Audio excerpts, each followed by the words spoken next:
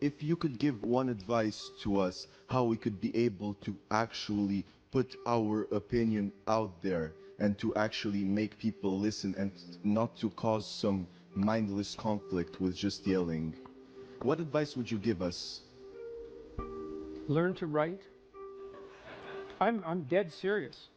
Like, I'm dead serious about that. Because writing is formalized thinking. And so the way you write is, first of all, you need a problem.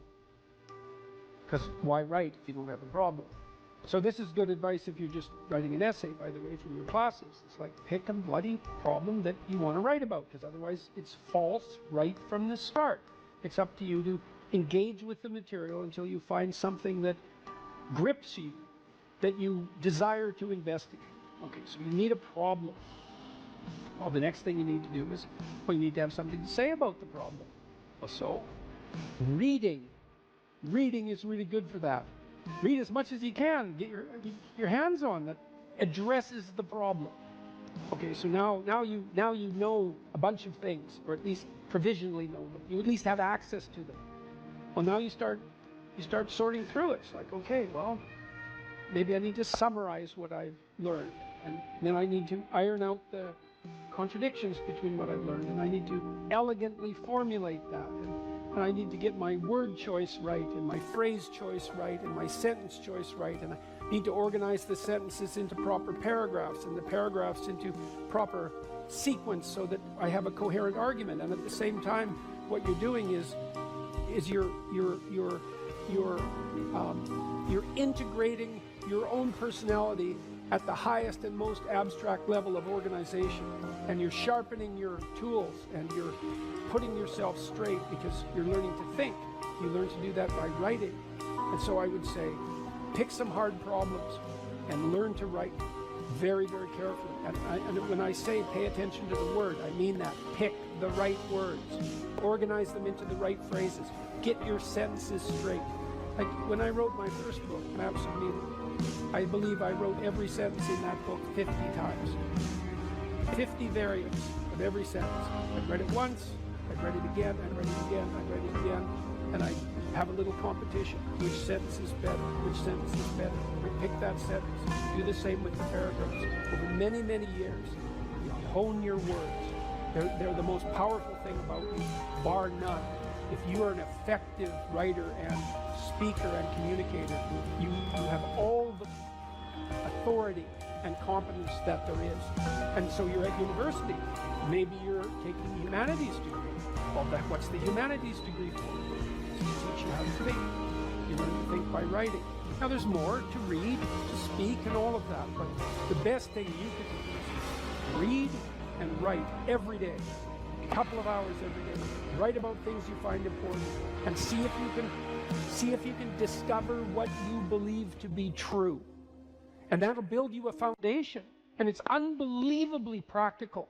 Like if you look at people who are phenomenally successful across life, there's various reasons, but one of them is that they're unbelievably good at articulating what they're aiming at, and strategizing and negotiating and enticing people with a vision forward. It's like, get your words together, man. That makes you unstoppable. And that's the core of the humanities, that idea. Get your words together. Make yourself an articulate creature, and then you're deadly in the best possible way. So, and take that seriously. And I'll end with something too. You students, you might think in your more cynical moments that you have to offer your professors what they want and gerrymander the content of your language to suit their predilections, or what you consider to be their predilections. First of all, it's a very small minority of professors who are corrupt enough to punish you for producing a high-quality essay that they don't agree with. And though that's reprehensible, but it doesn't happen very often. But more importantly, it's the highest academic sin to do that, because what you're here to do is to learn to find your true voice. And every time you deviate from that for expedient reasons, you corrupt yourself. And not in a trivial way, because when you formulate your arguments, that becomes a permanent part of your character. You carry that with you. It becomes part of the structure through which you view the world, and it guides your actions. And so you hold your words pristine, and you work in a dedicated way to become as articulate and clear as you can possibly become. And there's nothing that's more practical and noble than that at the same time. That's why the humanities are so valuable. You think, well, what good is a humanities degree? It's like, well, you come out of here able to speak and think and write. No matter where you go, like you're headed for the pinnacle, and hopefully in a way that's positive for everyone. Okay, we're having a conversation. I'm deciding I'm going to listen to you, right? That's different than how people generally communicate, because usually when they communicate, they're doing something like, okay, we're going to have a conversation and I'm going to tell you why I'm right and I'll win if you agree. Or maybe you're having a conversation where, I don't know what you're trying to do. Maybe you're trying to impress the person you're talking to. So you're not listening to them at all. You're just thinking about what you're going to say next. Okay, so that's not this. This is, you might have something to tell me. And so I'm going to listen on the off chance that you'll tell me something that would really be useful for me to know. And so if you agree with me and I find that out, I know nothing more than I knew before. I just know what I knew before. And maybe I'm happy about that because, you know, it didn't get challenged. But I'm no smarter than I was before. But maybe you're different than me. And so while I'm listening to you, you'll tell me something I don't like. Maybe it's something I find contemptible or difficult, whatever. Maybe you'll tell me something I don't know, and then I won't be quite as stupid. And then maybe I won't run painfully into quite as many things. And that's a really useful thing to know, especially if you live with someone and you're trying to make long-term peace with them, is they're not the same as you. And their way they look at the world and the facts that they pull out of the world aren't the same as your facts. And even though you're going to be overwhelmed with the proclivity to demonstrate that you're right, it is the case that two brains are better than one.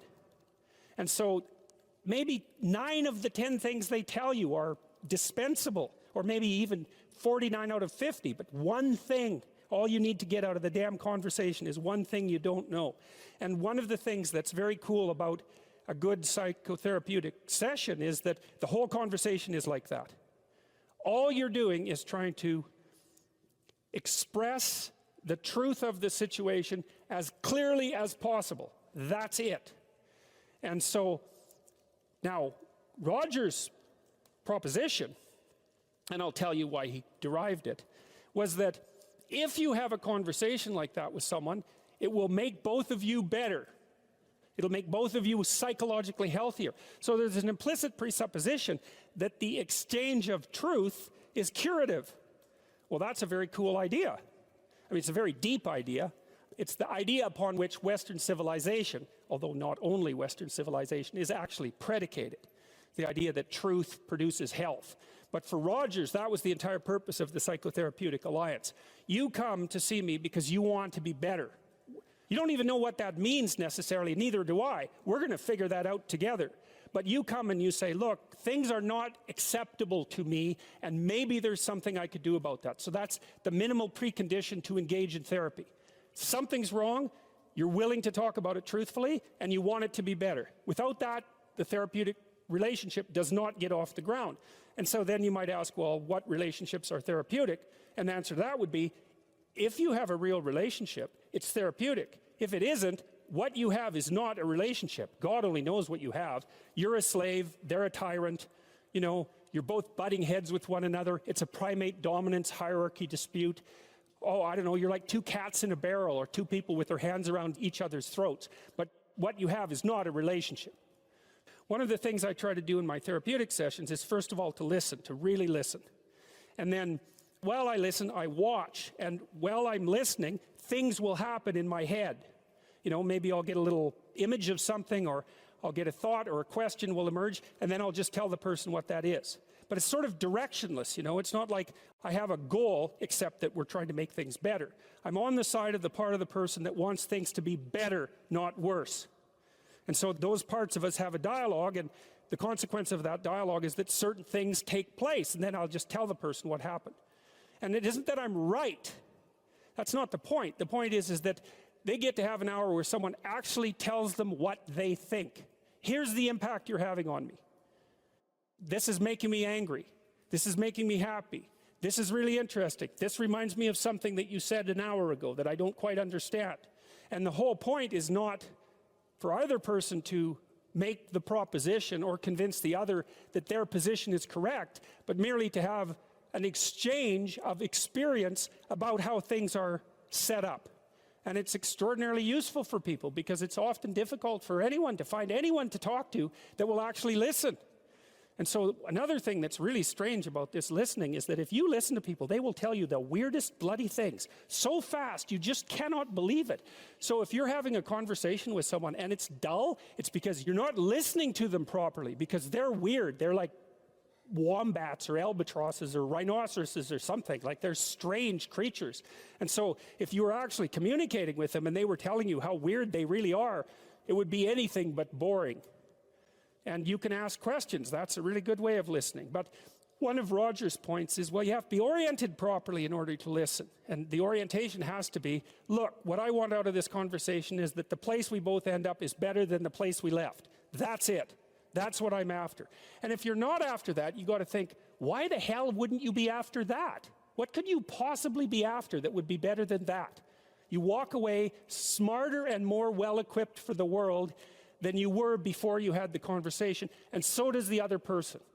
Well, maybe if you're bitter and resentful and angry and anxious and, you know, generally annoyed at the world, then that isn't what you want. You want the other person to walk away worse, and you too, because you're full of revenge. But, you know, you'll get what you want if you do that.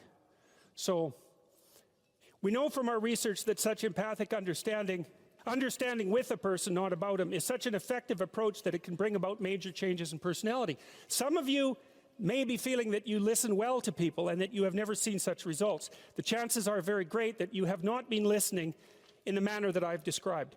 Fortunately, I can suggest a little experiment that you can do to test the quality of your understanding. The next time you get into an argument with your wife or your friend or a small group of friends, stop the discussion for a moment and, for an experiment, institute this rule.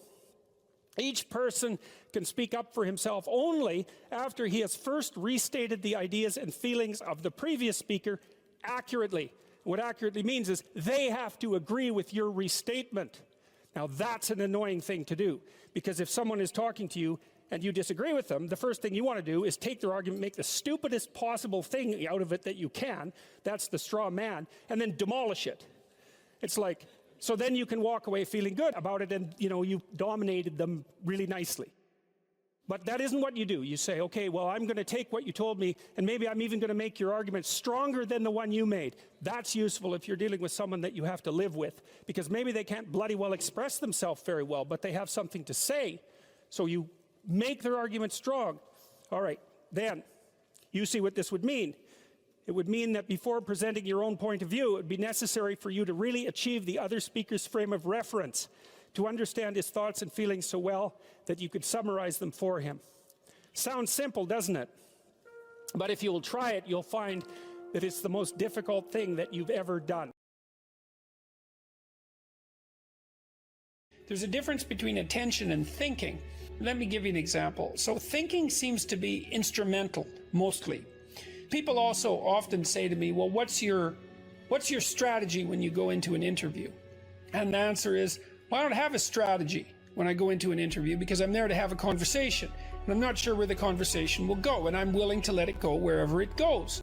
I'm not there to sell books, although I'm perfectly happy if more books sell, because obviously I wrote a book and I want people to read it, and there's a whole enterprise behind it, and so it's also my responsibility to do the marketing properly. But I'm not going to do these interviews to sell books or to promote myself, or I don't have a strategic goal in mind, except that I'm going to have a conversation and I'm going to say what I think and take the consequences, because I assume that if I say something and I believe it's true, then the consequences are as positive as they can be, regardless of how they look at the time.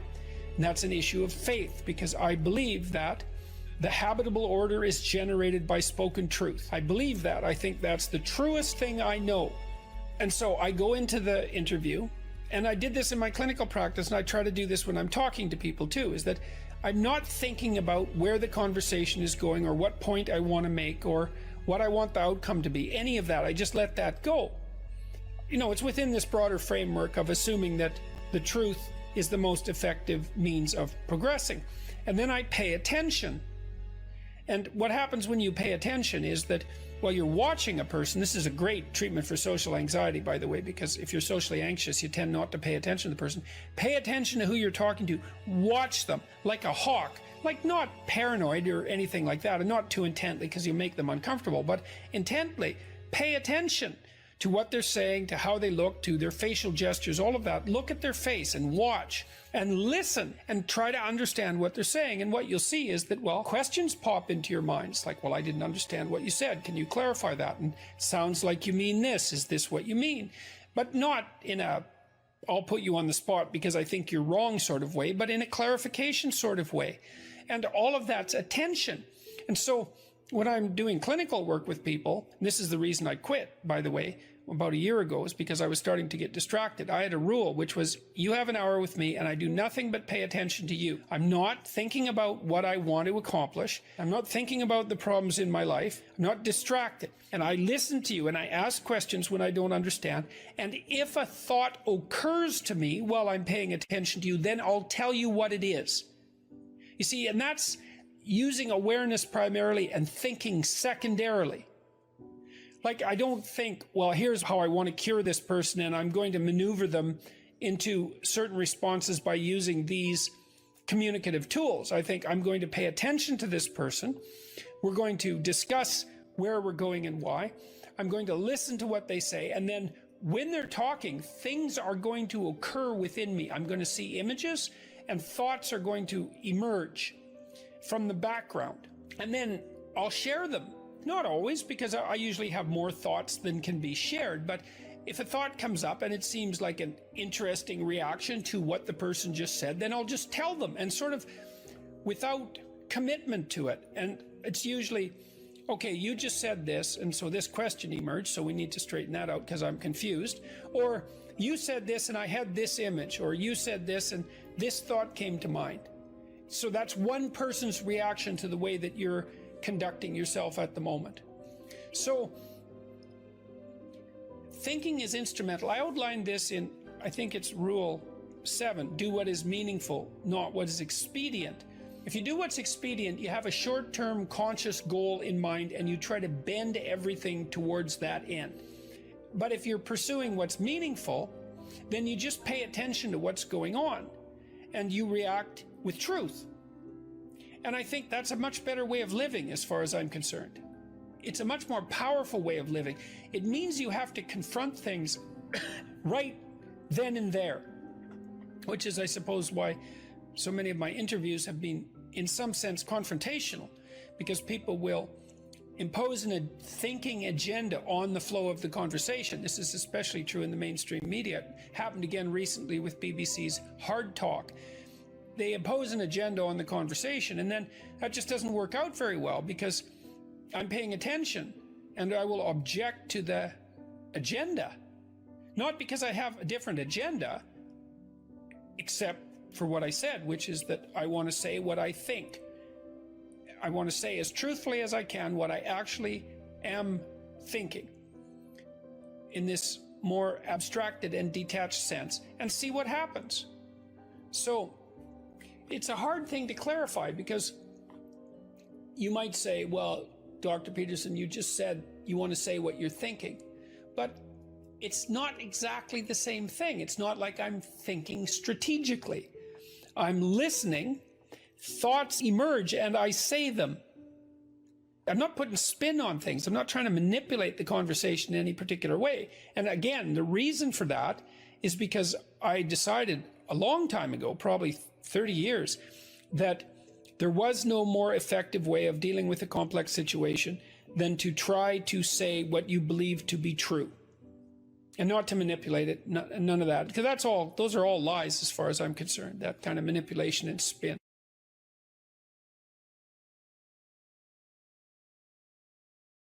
What I learned to do, I think, was to stop saying things that made me weak. I mean, I'm still trying to do that because I'm always feeling when I talk whether or not the words that I'm saying are either making me align or making me come apart.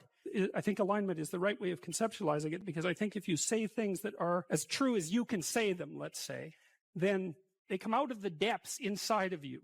Because well, we don't know where thoughts come from. We don't know how far down into your substructure the thoughts emerge. We don't know what processes of physiological alignment are necessary for you to speak from the core of your being. We don't understand any of that. We don't even conceptualize that, but I believe that you can feel that. I decided that I would start practicing not saying things that would make me weak.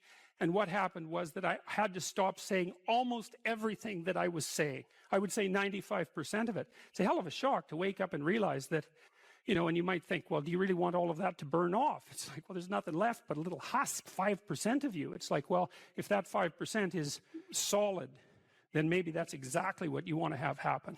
The issue is there are times in your life where you know that the thing that you're saying is not true. It's a deception. It's a lie of some sort, and you're using it to manipulate yourself or another person or the world. And you're also possessed, fully possessed of the idea that you can get away with it. Once you orient yourself, then you have an obligation, I would say an obligation to the development of your soul to speak the truth. You have to be oriented properly, though, because the truth is something that exists in service to an ideal of sorts. Then you can imagine that you could use your language two ways. You can use your language to manipulate the world and to extract from it what you want. So, for example, maybe you go out on a date with someone and you decide that the end goal of the date is to have a sexual partner for the night, and then you can craft your language to manipulate the person into providing you with what you want. And that's like an instrumental use of language. But the problem with that, there's many problems with that, but one of them is that what if your idea about what you should want is wrong? Like maybe that's not the way to treat someone that you're on a date with, out on a date with. Maybe you're minimizing and reducing the interactions between you from what could be a healthy and elevated state of interaction and discourse to something that basically the pursuit of impulsive pleasure, and maybe that's not good for you next week and the week after and a month down the road. Maybe orienting yourself towards impulsive pleasure is a very bad idea. Remember what happens in Pinocchio. Pinocchio goes to Pleasure Island, and Pleasure Island is a place where impulsive pleasures can be had at a moment's notice. But what Pinocchio discovers, along with Jiminy Cricket, that Pleasure Island is run by masked totalitarians. They're all dressed in black, you remember, and they're turning the children and adolescents who are on Pleasure Island, they're depriving them of their voice, turning them into braying jackasses, and preparing to sell them as slaves to the salt mines. And so there's an implication in that story that the pursuit of impulsive pleasure is one route to totalitarianism and slavery, and I believe that. So perhaps orienting your language towards the gathering of impulsive pleasure is a misuse of your highest gift, the gift of logos, the gift of communication. The alternative is to orient yourself towards the highest good, as we already described, and then speak the truth. And you can tell when you're doing that, or you can tell when you're not doing that, because if you're not telling the truth, if you're using someone else's words, you're being manipulated in a sense by forces that are behind the scenes. You're not using your own words. You're the puppet of an ideology or another thinker or your own impulsive desires. And you can tell when you're speaking like that because it makes you feel weak. It makes you feel weak and ashamed. And you can localize that feeling physiologically. If you listen to yourself talk, you can tell when you're speaking properly, you will experience a feeling of integration and strength. And when you're speaking in a deceitful or manipulative manner, you'll feel that you're starting to come apart at the seams.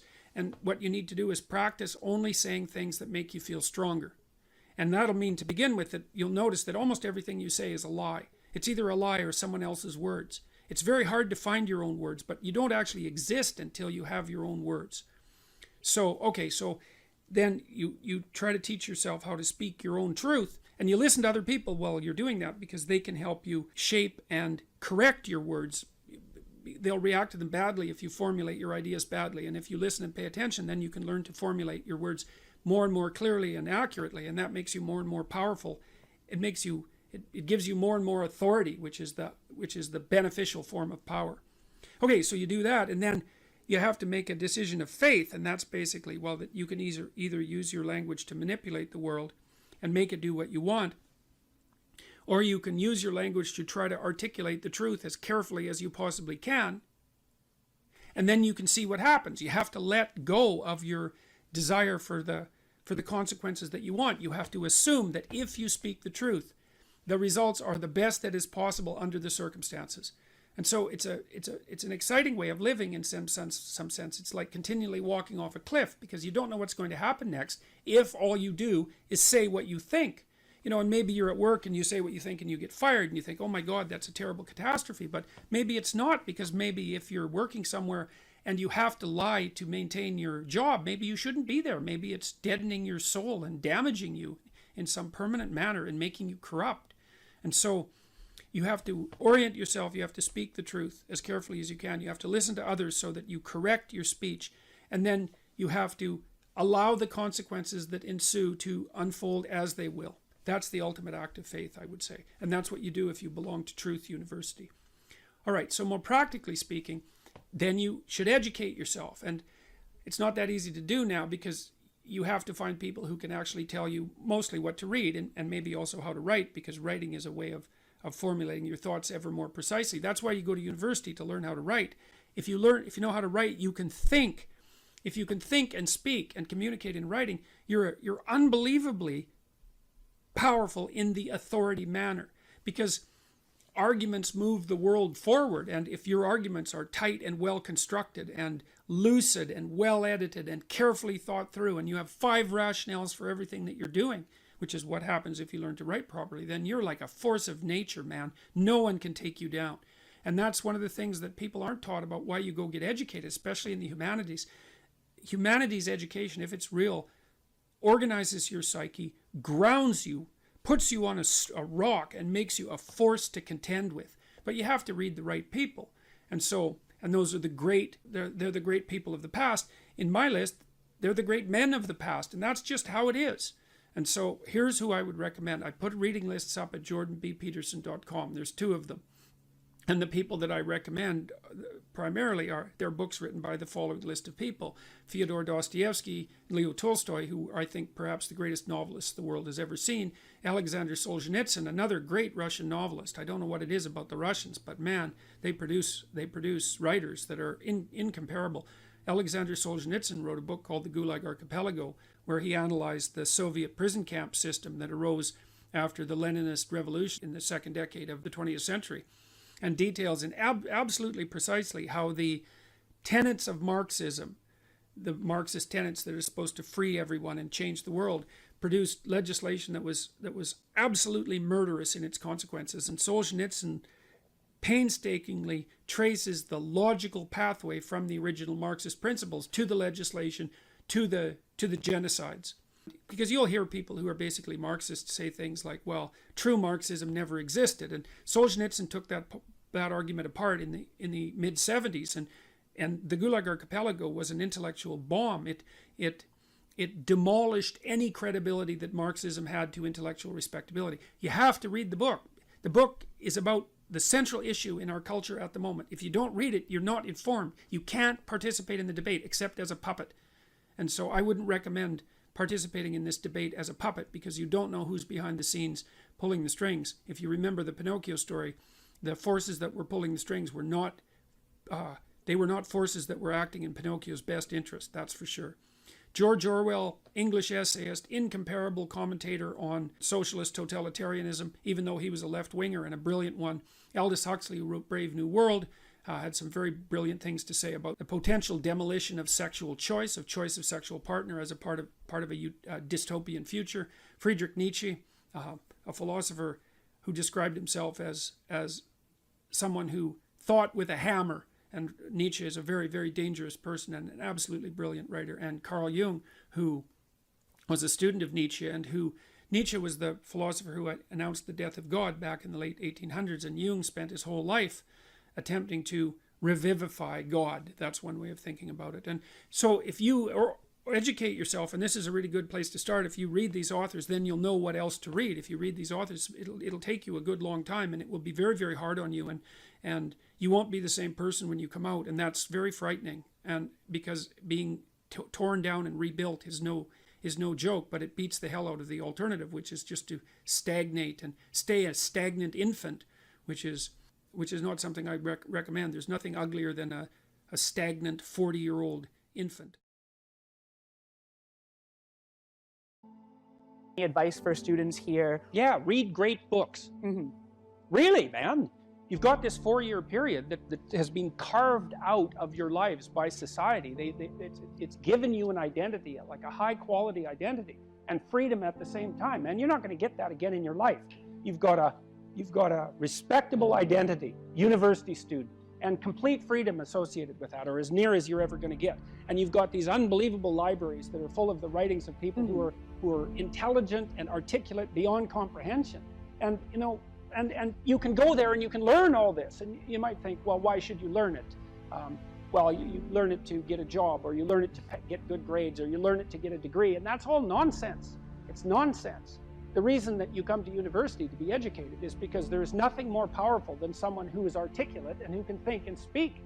It's power, and I mean power of the best sort. It's authority and influence and respectability and competence. And so you come to university to craft your highest skill, and your highest skill is to be found in articulated speech. And if you're a master at formulating your arguments, you win everything. And better than that, when you win everything, everyone around you wins too. Because to transform yourself into, let's consider your transformation to something approximating the logos. It means you shine a light on the whole world. Well, there's nothing more exciting to do than that. There's nothing better you can possibly do. And to think that you're coming to university to be, you know, trained to have a job, it's like, great, that's a hell of a lot better than being unemployed and covered with Cheeto dust while you're snacking away in front of your video game in the basement. But it's not and I don't have anything against video games, by the way, but it's hardly a triumphant call to being in the world, and that's what university should be calling forth. It's like, God, you people, you know, I know what Harvard students are like. I taught here for 5 years. You people are spectacular. You're spectacular. You're all capable of being world beaters. You transform yourself into something that's articulated and sensible and grounded in history and knowledgeable and wise, man. You can do anything you want, and hopefully anything you want for good. Because if you have any sense, everything you want to do would be for the good, because there's nothing more compelling or meaningful or useful in combating the tragedy of life than to struggle with all your soul on behalf of the good. And the universities have forgotten that. It's why everyone's bailing out of the humanities, and they should. The humanities are corrupt. And they're corrupt because they're not telling students this. It's so bloody obvious. It's like, learn to think, learn to speak, learn to read. It makes you a superpower, an individual superpower. I don't understand why that isn't just told to students. It's not that hard to understand, and everyone wants to hear it. It's like, really? I could do that? I could do that? It's like, yeah, really, you could do that. And the whole society around you has labored for really thousands of years to provide every single one of you with this spectacular opportunity that you have while you're undergraduates and graduate students here, man. Everyone's just praying that you would come here and manifest everything that you could manifest. And that's what you should be doing, instead of waving placards and complaining about how you're oppressed, for God's sake. You see these Yale students complaining about their oppression. It just leaves me aghast. It's like, well, we're against the ruling class. It's like, no, you're baby ruling class members. You're young.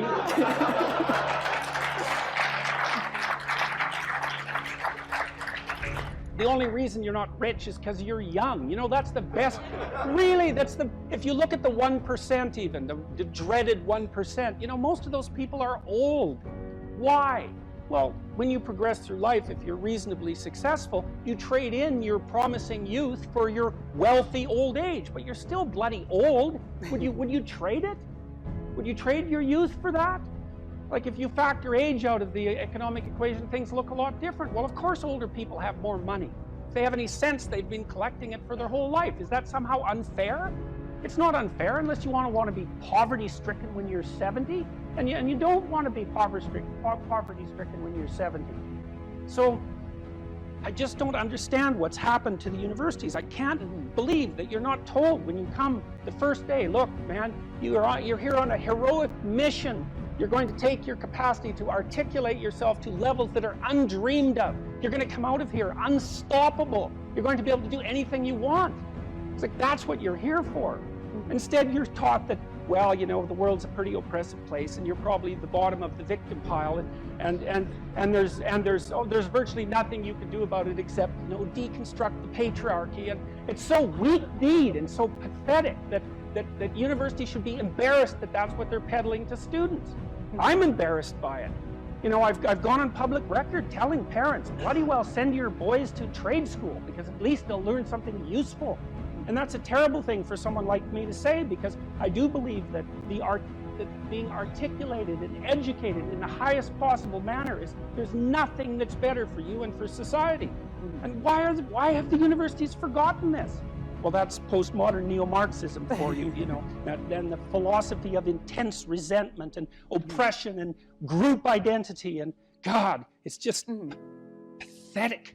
Dr. Peterson, I think a lot of students here would agree with you that one of the main purposes of education at college, particularly at Harvard, is to develop their sense of articulation, their ability to read, their ability to critically think. But then what comes after? Particularly at Harvard, there's a big discussion on what is a good life? What does it mean to use those skills that we get here, and then we graduate? What do we do from there? Stop unnecessary suffering. That's what you do. You know, that's your calling. It's like you say, well, what do you do after you graduate? Well, if you graduate articulated and powerful, there will be people giving you so many opportunities you won't even be able to keep up with them. You know, I've worked with very, very competent people in many different domains in my life, hyper competent people. And I can tell you some very interesting things about hyper competent people. The first thing is they are not selfish, and they're not greedy. And one of the great pleasures in their lives is to find people who have the capacity to also be hyper competent and to open doors for them as rapidly as they can possibly be opened. They delight in that, because there's very few things that are more intrinsically meaningful if you're an accomplished person than to find young people who have the possibility of being accomplished and say, hey, look, here's an opportunity for you. It's like, go out there, man, kill it. And then they go out there and kill it, and you think, right on, man. Here's another opportunity. Why don't you go out there and nail that too? And you think, no, they're all hoarding their wealth, and they're not going to share it with anyone. It's like, that's absolute, complete rubbish. And so you don't even have to worry about what you're going to do after you graduate from here if you turn yourself into half of what you could be, because people will be dying to offer you every opportunity that you can possibly make use of. So it's a moot point. The world is always desperately short of people who can think and speak. And you think, well, I won't be made use of. Well, first of all, you can't say that if you're at Harvard, for God's sake. I mean, people already figured out who you are. They've already figured it out. And they're offering you the world on a gold platter. They take it. It's yours. Take it. It's like, great, man. Put yourself together and deserve it. That would be great. And that's what everyone wants. It's what your parents want. It's also what you want. You know it. It's what you want. It's what women want from men. It's what men want from women. It's like for you to be who you could be. And the highest faculty of the human being is articulated speech. It's the divine faculty. And there is nothing more powerful than that. There's nothing that's even in the same league. And so if you don't have faith in that, then your priorities are misplaced. And I can't even understand why you wouldn't have faith in that being, say, Harvard students, because look where it's got you already. You know, you're already sitting on top of the world. So deserve it, make use of it, right? Go out there and fix things up. That's what you need to do. There's lots of things that need to be fixed up. And what you want to do is burden yourself with so much responsibility that you can barely stand. And then you'll get stronger trying to lift it up. And you won't be asking, what should I be doing with my life, or what's the meaning of life, or any of that. It'll be self-evident. It's self-evident. At minimum, you can say, there's more suffering in the world than there should be, and I could probably do something about that. And you can do something about that. So go do something about it. And then there'll be less suffering in the world. And then when you're 80, you can look back on your life and say, well, you know, there's less suffering in the world than there would have been had I not existed. And you don't have to even have a sense of ultimate destiny, or even any sort of theistic belief to regard that as a positive good. Like, I think it goes beyond the mere pragmatic utility of addressing the world's ills, because I think we do live in a world that has a transcendent reality as well as the reality that we can detect. But even independently of that, it doesn't matter. It's like, I mean, this is part of the reason I like people like Bill Gates is a great example, man. That guy he's after 5 major diseases at the same time, right? He's trying to wipe out polio. He's trying to wipe out Malaria, yeah, exactly. He's trying to wipe out malaria. It's like, well, what should you do with your life? Well, take a look at Bill Gates and see if you could do something like that. That would be good.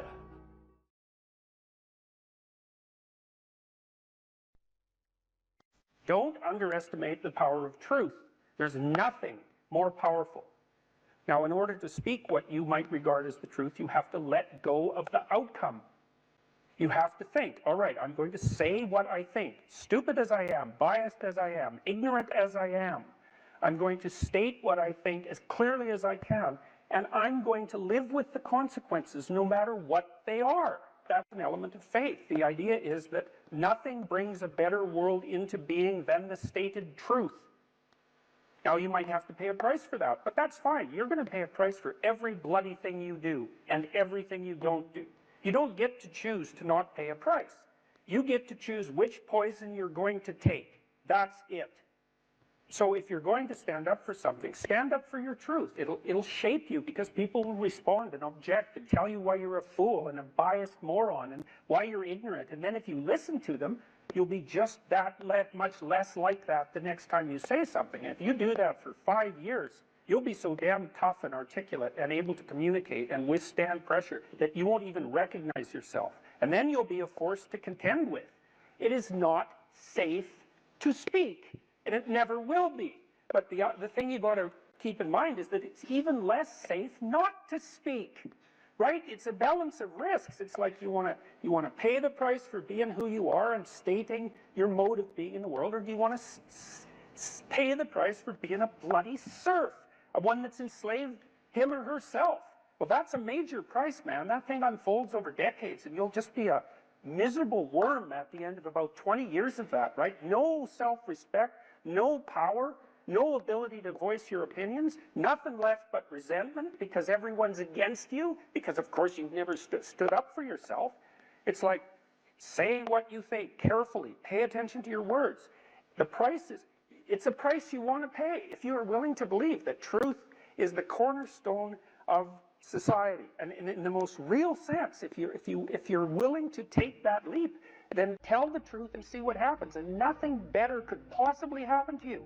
There'll be ups and downs, and there'll be pushback, and there'll be controversy and all of that, but it doesn't matter.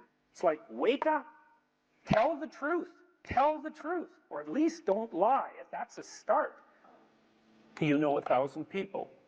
You're going to know more than that over the course of your life, but let's say 1,000 for the sake of argument for now. They know 1,000 people. That means that you're one person away from 1,000,000 people and 2 persons away from 1,000,000,000 people.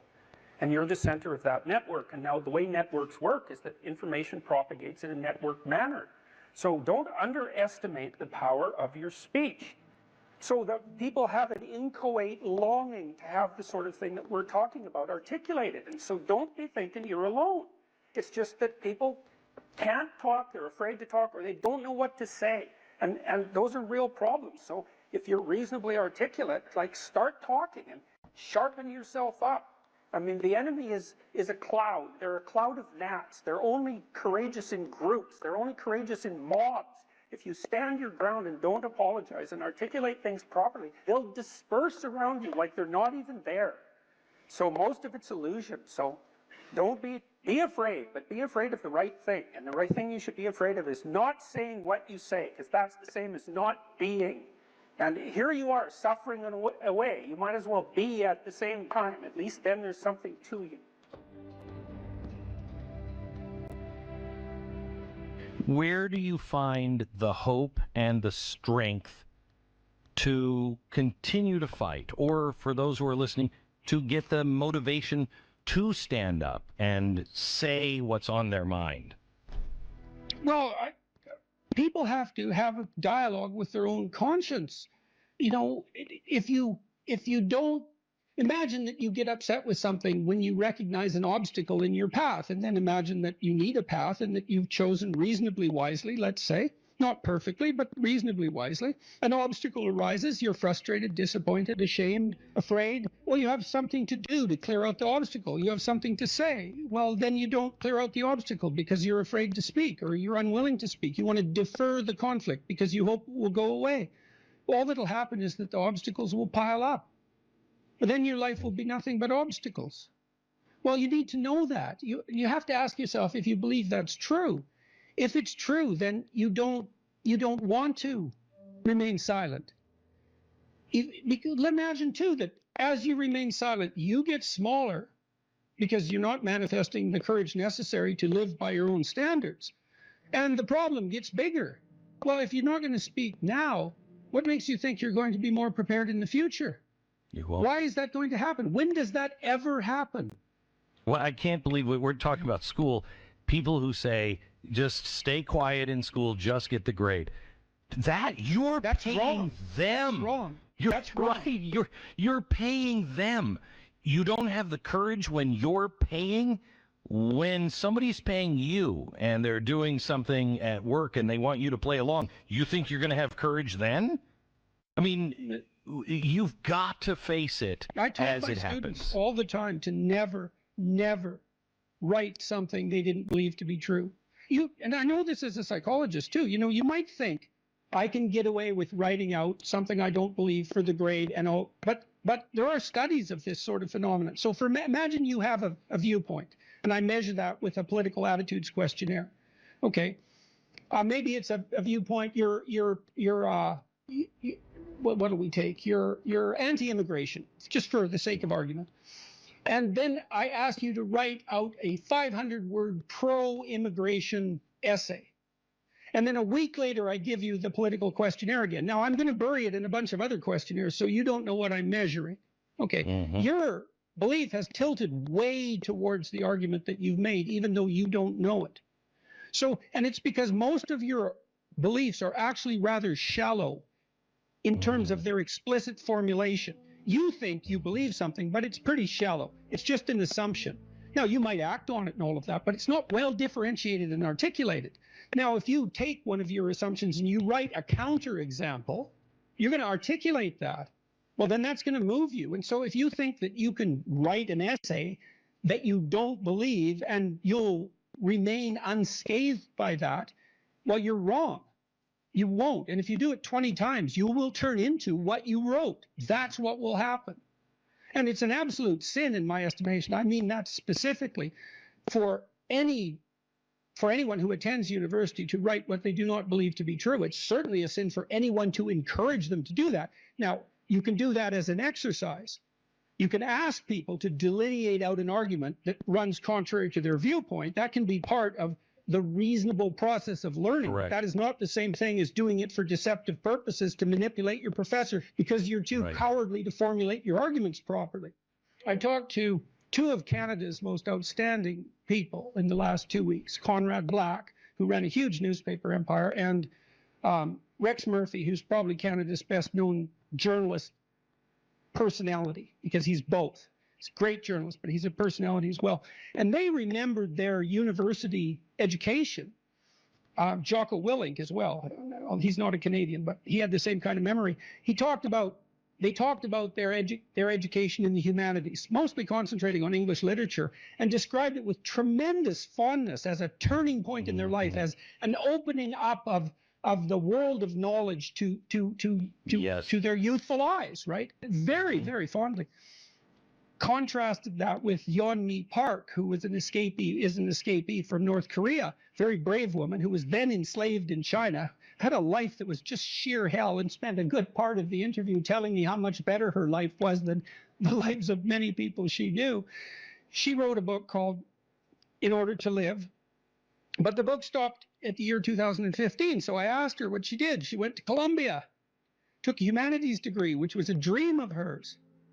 After finishing her entire education in 1 year, her education prior to university. Cow. Right, exactly. Then she went to a South Korean university for 3 years. They're hard to get into. And then she went to Columbia.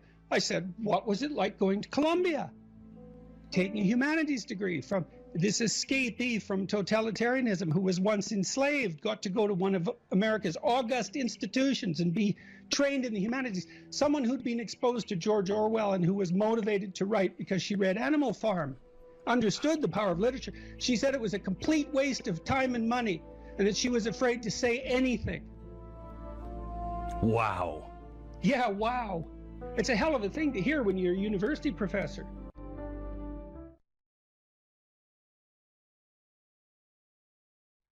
It's known from multiple dimensions simultaneously that the system that produces happiness, let's say in the founder's sense, produces that emotion in relationship to the observation of movement towards a valued goal.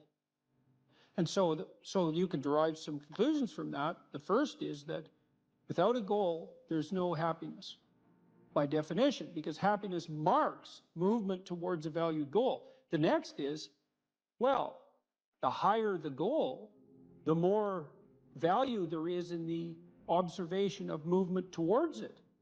And so out of that, you might ask, well, then what's the highest goal? Because why don't we go for that? Well, then you could say, well, you should do your best for the best. You might say, well, that's just to make me hedonically happy. It's like, well, wait a second, cocaine will work for that, because it actually even activates this system. But what about tomorrow and next week and next month? And so the problem with hedonism as a goal is, first of all, it vanishes when you're suffering. But even failing that, if you're serving yourself hedonically in the narrow sense, it's just about me and my pleasure. It's like, okay, which you? Today's you, tomorrow's you, next week's you, next month's you. What about next year, 5 years from now, 10 years from now? You're going to lead a hedonic and dissolute life, and what are you going to be, a burnt-out shell and a wreck, a dismal wreck in 10 years? Because that's what'll happen. And so if you don't construe yourself as a community stretched out across time, then you're not even serving yourself. And if you do construe yourself as a community stretched across time, then serving other people and serving yourself turn out to be exactly the same thing. I just did a course on the Sermon on the Mount, and Christ, in one of the sections of that sermon, he says to people that you shouldn't lose your saltiness, you shouldn't lose your savor, and you're the salt of the earth, and without that salt, everything loses its flavor. And salt is a preservative, and it's a spice, and that's often conceptualized, that phrase, as referring to the salt of the earth, the solid, reliable types who bear all burdens. But that is not what it means. I looked at a lot of different translations. I talked to a lot of people about that verse, and really what it means is, well, there should be some spiciness and unpredictability and humor about you. And there should be some play in the system, right? Because that's what stops you from just being the narrow, dead, past letter of the law with no spirit. There should be some snake inside the tree, right? There should be some fire inside the bush. Those are all ways of construing that are symbolically equivalent. There should be some dynamism in you, and a fair bit of that's associated with, well, enthusiasm. That's fun, but enthusiasm means to be imbued with the Spirit of God. That's why people like comedians so much too, because that's what they do. And so you have to leaven the duty with humor, and your book does a lovely job of that too, because your book, which is a very conservative book in the best possible way, and is a call to duty and responsibility, but you constantly return to themes of both stoicism and humor, which are tied together in some sense. I was just in Newfoundland for the last week doing a documentary there. Newfoundland's a rough rock, and it's beautiful and harsh. And the people there are tough and resilient, man, because they had to be. And Newfies have a great sense of humor, and they're always making fun. And that's a necessary leaven, right? That ability to deal with serious matters in a light with a light touch. And it's something I'm trying to learn to do more and more, even in the most serious of conversations, because if you're a master, you've got both. You've got that light touch and that sense of humor. You really see that in military people who've been through rough situations. When you see someone in the depths of genuine suffering, hopefully what you're trying to do is to throw a lifeline. And one possible lifeline is compassion. And that's probably the right lifeline to throw an infant, who's suffering. That sort of overwhelming compassion.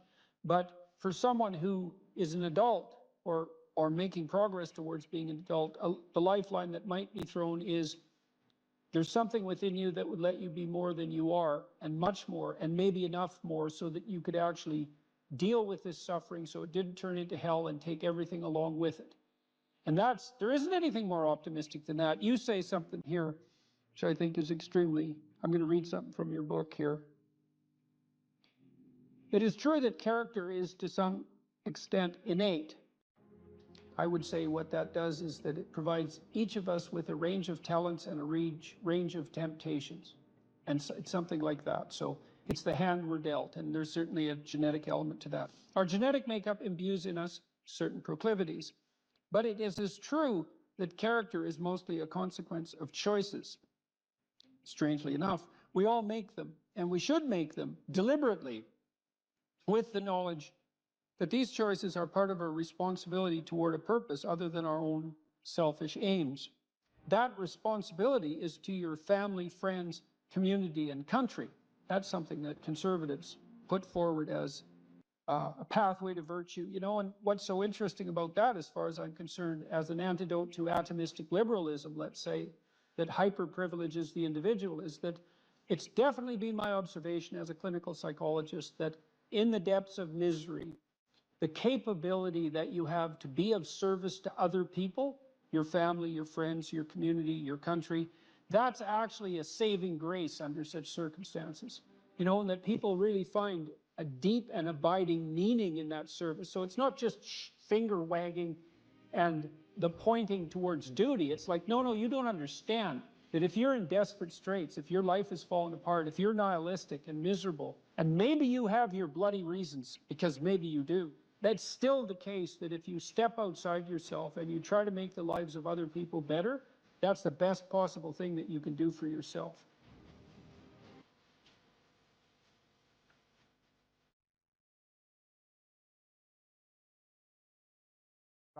I wouldn't consider myself either naive or particularly optimistic person. I don't think I'm either of those. But this isn't actually an idea. This is one of the only ideas that I've ever found that I really believe to be rock solid. I actually think that it's true. And it's very optimistic because it says you can use your sense of meaning to calibrate your progress through life. But there's rules. You have to aim at the highest possible good that you can conceive. Now, and that's subject to update, because what the hell do you know? But you start by aiming at the star you can see rather than the dimmer one that you can't yet perceive. And then you decide that you're going to do that honestly, right? That's a big decision. So the first decision, I think, in some sense, is a decision of love. You're going to decide that being is worthwhile and that you're going to work for its betterment. And that's a decision that's based on love. And the second decision is based on truth. Having made that decision, you're going to play a straight game. Having made those two decisions, I think that you can allow your sense of meaning to calibrate your pathway. And then what's so interesting is that you hit a state that's as close to paradisal as you're going to hit right away, because being engaged like that, it's better to be engaged in the solution of a complex problem than not to have a problem at all. And that's no different than saying it's better for there to be being than non-being, because being is a problem. And so if you want to have no problems, then you have no being. And you could say, well, being is so miserable that maybe that's the route we should take. And fair enough, but maybe you can have your cake and eat it too. You can have the damn problem. It can be a problem worth solving, and you can be so engaged in solving the problem that it justifies the fact that the problem exists. And then you get to have the problem and the solution at the same time, and maybe that's better than not having the problem at all. And I believe that, because one of the things I have seen, and I've seen this being so interesting when I've been lecturing to people, especially more recently, and this is also manifested itself on YouTube. I'm talking to people a lot about responsibility, and it's young men in particular that seem to be responding to that. And I think that's partly because I think that young women, in some sense, have their responsibility map already laid out for them. It's also less voluntary in some sense for women, because they have more complicated problems to solve in the first part of their life, right? Because they have to get the family problem solved. But whatever.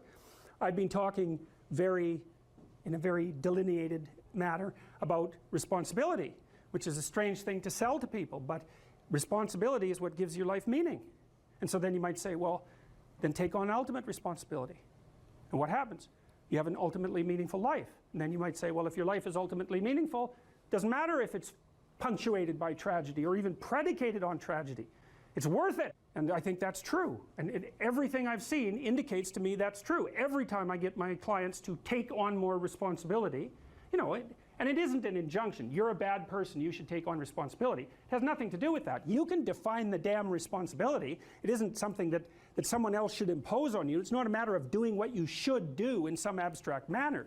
It's not that. It's the choice of what game you're going to play. And you know, you can play the game of the seeker, I would say, and if you play that game, then everyone wins. And it's the best game you can play. And so the answer, in some sense, to the tragedy of life, to the catastrophe of life, to the fall, is to adopt the responsibility of mortality that goes along with that, and to play that game maximally. And paradoxically, it's in the willingness to do that that the solution emerges. And I don't, you know, I have done my best with every single thing I've talked to you guys about. I have done my best to do what Dostoevsky does in his novels, which is I make a proposition and then I spend months or years trying to figure out if I can take the bloody thing apart, if there's something wrong with it, because I want to find out. I want to hit it with a hammer and see if it breaks. And what I've been trying to do is to tell you all the things that I've gathered, let's say, or laid out or articulated or discovered over the last 30 years that I have not been able to break with the biggest hammer that I could take to them. And I guess that's the fundamental one, is that I believe that the idea that lurks in these images, derived from very different cultures, it's the same idea. Life is suffering. Right. Indisputable. What do you do about that? You voluntarily accept it and then strive to overcome the suffering that's a consequence of that. And you do that for you, and you do that in a way that makes it better for other people. And then that works. And one question might be, well, how well does it work? And the answer is, the only way that you can find out is by trying it. That's it. That's the existential element of it. The proof is to be derived by the incarnation of the attitude in your own life. No one can tell you how it will work for you. It's the thing that your destiny is to discover that. And you have to make the decisions to begin with. It's like, because you can't do this without commitment. You have to commit to it first. That's the act of faith that Kierkegaard was so insistent upon. You have to say, I'm going to act as if being is good. I'm going to act as if truth is the pathway to enlightenment. I'm going to act as if I should pursue the deepest meaning possible in my life. And there's reasons to do none of those. They're real reasons. So it's really a decision. But you can't find out what the consequence of the decision is unless you make the decision. I think the same thing happens when you get married, by the way. So that if you think you might leave, you're not married. And then you think, well, the marriage didn't succeed. It's like, well, maybe you were never married. Because the rule is, you don't get to leave. And there's a reason for that rule. Now, I'm not saying that there aren't situations where there should be exceptions made for that. That's not the point. The point is that there's some games you don't get to play unless you're all in. And the other thing that's so interesting about being alive is that you're all in. No matter what you do, you're all in. This is going to kill you. So I think you might as well play the most magnificent game you can while you're waiting. Because do you have anything better to do? Really? Why not pick the best thing possible that you could do? Why not do that? Maybe you could justify your wretched existence to yourself that way. I think you could. That's what it looks like. You know, people find such meaning in the responsibilities they adopt, it stops making them ask questions about what life is for. If you have a newborn child, for example, like, unless you're really in a bad way, psychotically depressed, or maybe your personality really needs some retooling, you stop thinking about anything but ensuring that that baby is doing well. And if someone comes along and asks you an existential question about your commitment to that, the right response is, why are you asking me such stupid questions when this is manifesting itself right in front of your eyes? Like, how blind can you be? That isn't a time for questions about the meaning of life. The answer is right in front of you. And if you can't see it, it's not because life has no meaning, it's because you're blind. I mean, that's what the image of the Virgin Mother and the child is all about. It's like, what's the answer to the meaning of life? Here's an answer. It's like, well, I'm going to criticize that. Well, go right ahead. You know, it's like what you're like a what do you call that? A termite gnawing on a temple. There's no utility in that sort of criticism. It's blindness. And it's the same thing with regards to the path of the hero. It's like it glistens in front of you and you can criticize it. It's like, fine, put the cart before the horse and see how far you get. So I thought, to bring full closure to the class, I was trying to solve this terrible puzzle that confronted me and many other people about how it was that human beings got themselves in such a tangle about what they believed. Such a tangle that we were pointing the ultimate weapons of destruction at one another, which, by the way, we are still doing. And I thought, okay, well, I understand that. We need our belief systems. They orient us. And that means there will be conflict between belief systems, and that can be a catastrophe. And that's being played out everywhere, again, in very many ways. What's the solution to that? Well, one possibility is there's no solution. It's just mayhem all the way around. Could be the case. But it seemed to me, as I delved into it, that the proper solution to that was to live properly as an individual, because you're more powerful than you think. Way more powerful than you think. I mean, God only knows what you are in the final analysis. You're blind to your own weaknesses, but you're also blind to your own strengths. And so then I think, well, if you got your act together, it'd be better for you, and instantly it would be better for your family, assuming they wanted you to get your act together, and not everyone does, and then it would be better for the community. It's like, how far could you take that? If you stopped wasting time, and if you stopped lying, and if you oriented yourself to the highest possible good that you could conceive of, and you committed to that, how much good could you do? Well, I would say, why don't you find out? So that's what I think you should do. You should find out. You don't have anything better to do. And there's nothing in it, as far as I've been able to tell, there's nothing in it but good. So maybe you could sort yourself out so that you wanted nothing but the good. And then maybe you could help make that manifest in the world. And maybe we wouldn't have all these terrible problems then. At least we'd have fewer of them, and that would be a start. So it's the answer to the problem of humanity is the integrity of the individual. That's the answer. So, and states that are predicated on that realization are healthy.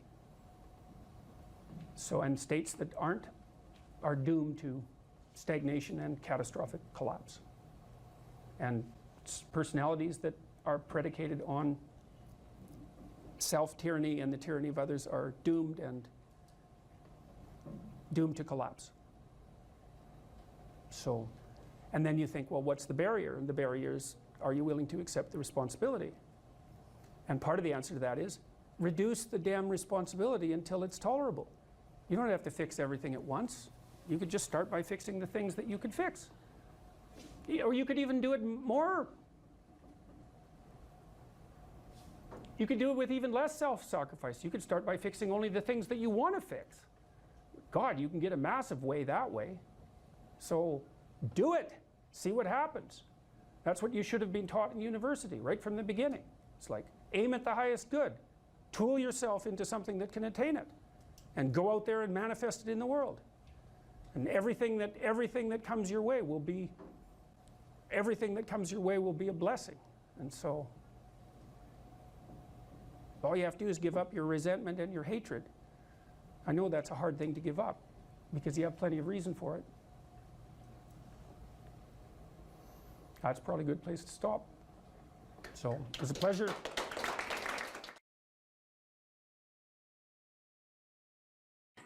And you can write about what you think about the problems that obsess you, and you can become articulate as a consequence. And there'll be nothing about that that isn't the adventure of your life. Right? To become articulate is to become the master of your own tongue.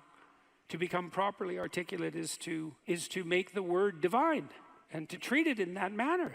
The divine word creates the order that's habitable and good. And if you do believe that, go all in.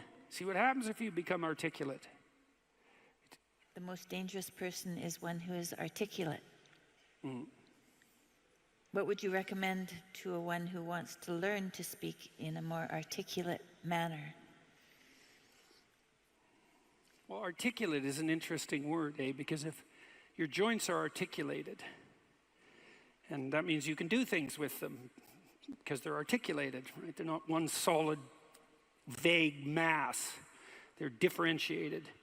And someone who's graceful is articulated and compelling because they're articulated. And speech is a form of articulation in that manner because the act of speech itself is extremely complicated.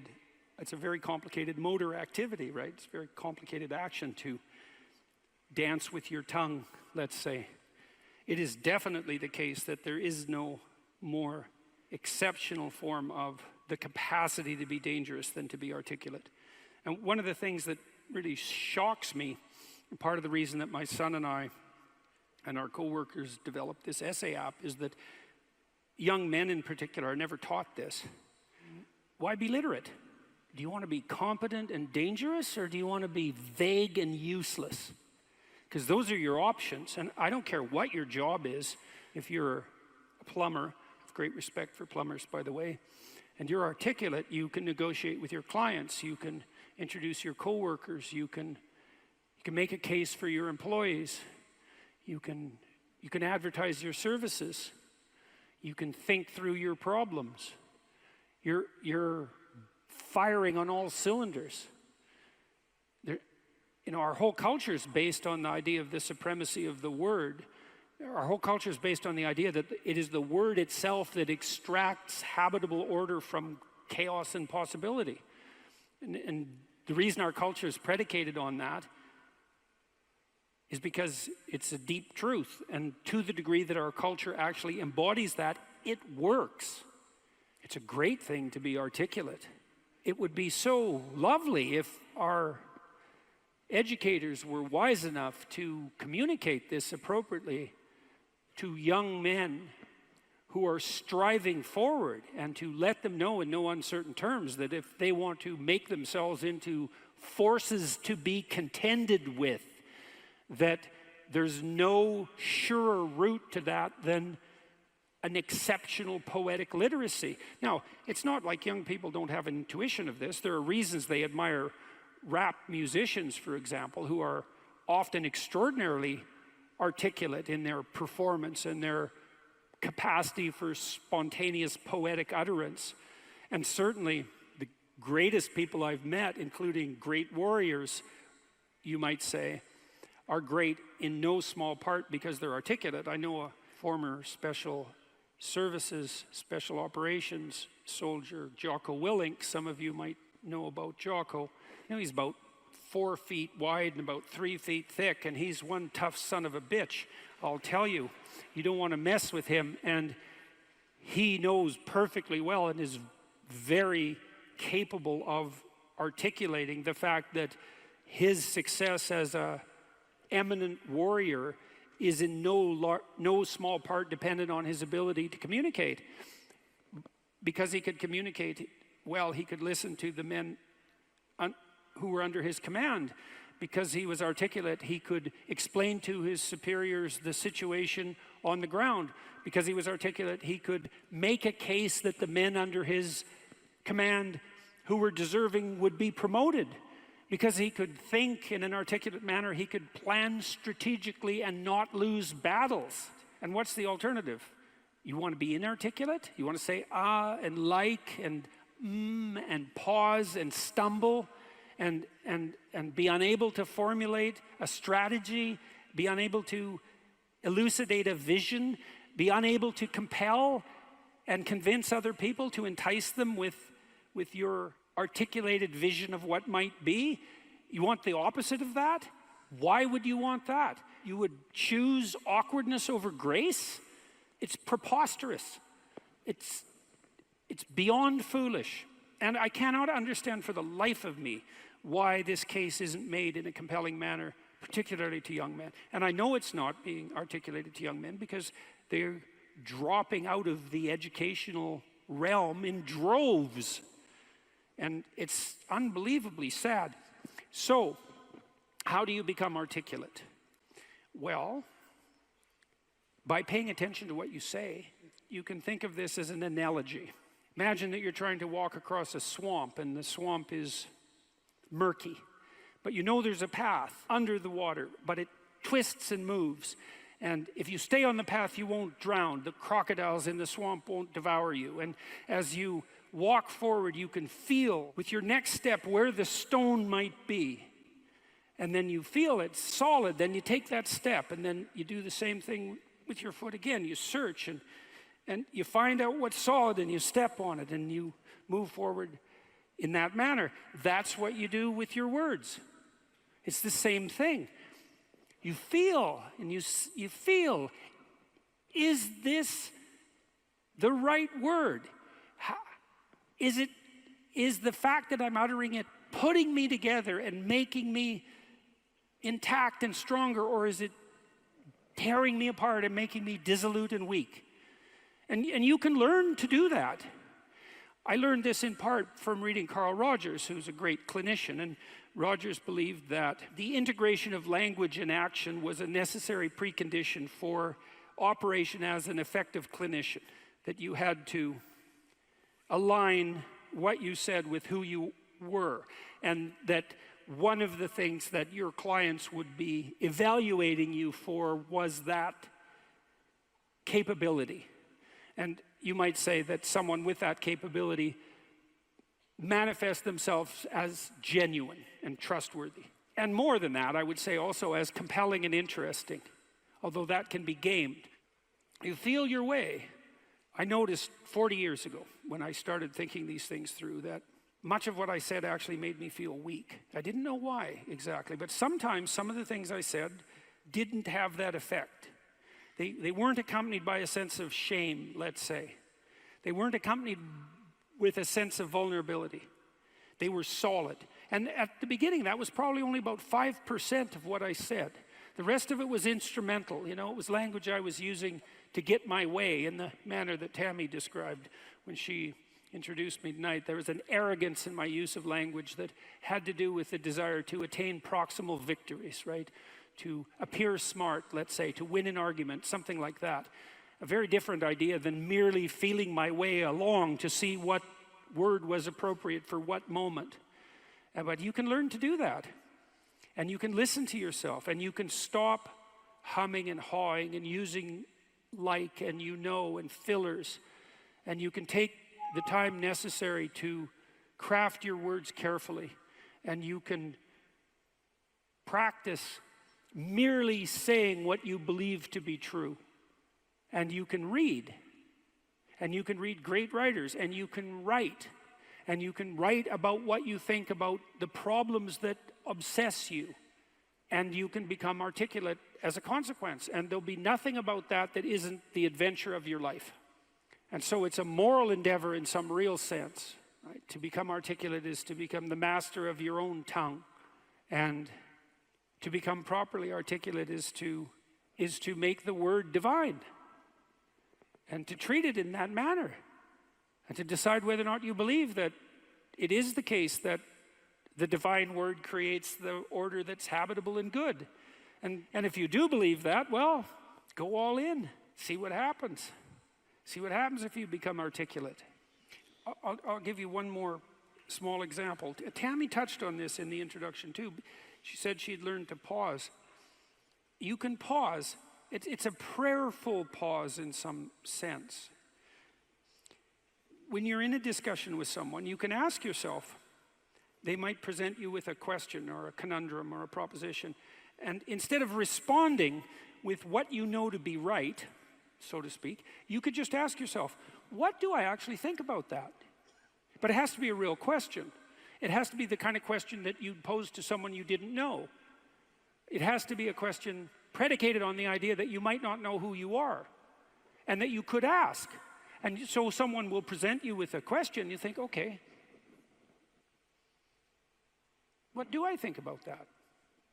But you have to want to know the answer, and then the answer will make itself known, because that's how thought works, and then you can just communicate that answer. And if you do that, you'll be interesting right away. You'll be interesting to the person that you're talking to. And if they do that to you, they'll be interesting too. And then if you both do that, you'll have an interesting conversation. And if you have an interesting conversation, you'll both grow as a consequence. And that's actually the pathway to growth. And you just wait. You can wait.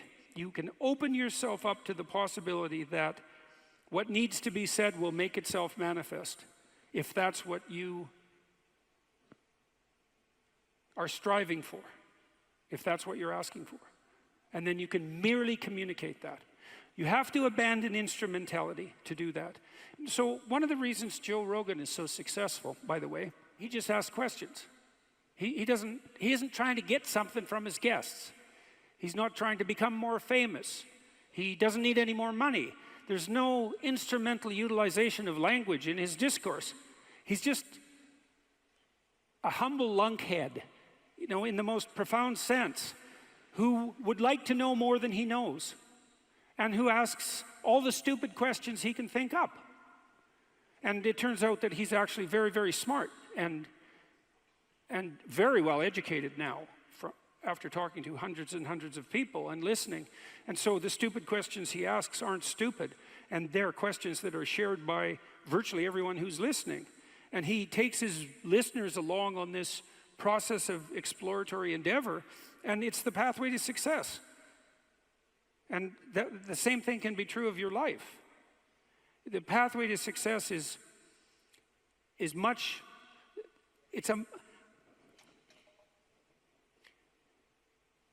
if you're guided by the spirit of honest inquiry and every word you say is reflective of what you believe to be the truth, then the pathway that you walk on is a golden pathway to success. And I know that. I know that to be true.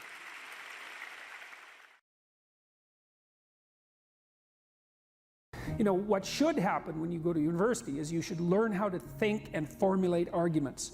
You should learn to think, speak, and write. That's what the humanities are for. They're to make you dangerous, right? Because if you can think and speak and write, you're deadly. In a complex job, you're exactly what's necessary. There's nothing you can possibly do to become more deadly than to improve your facility with language.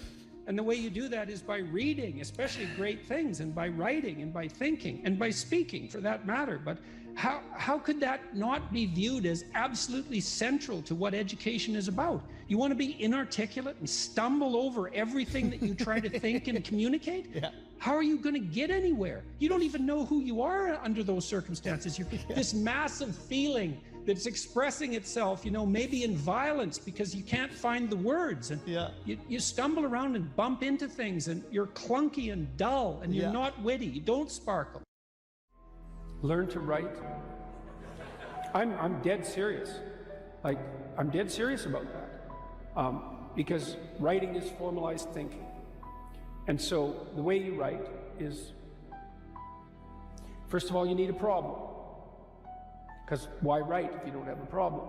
So this is good advice if you're just writing an essay, by the way, for your classes. It's like, pick a bloody problem that you want to write about, because otherwise it's false right from the start. It's up to you to engage with the material until you find something that grips you, that you desire to investigate. Okay, so you need a problem. Well, the next thing you need to do is, well, you need to have something to say about the problem. Well, so, reading. Reading is really good for that. Read as much as you can, get your hands on that addresses the problem. Okay, so now you know a bunch of things, or at least provisionally know them. You at least have access to them. Well, now you start sorting through it. It's like, okay, well, maybe I need to summarize what I've learned, and then I need to iron out the contradictions between what I've learned, and I need to elegantly formulate that, and I need to get my word choice right, and my phrase choice right, and my sentence choice right, and I need to organize the sentences into proper paragraphs, and the paragraphs into proper sequence so that I have a coherent argument. And at the same time, what you're doing is you're integrating your own personality at the highest and most abstract level of organization. and you're sharpening your tools and you're putting yourself straight because you're learning to think. You learn to do that by writing. Many, many years, you hone your words.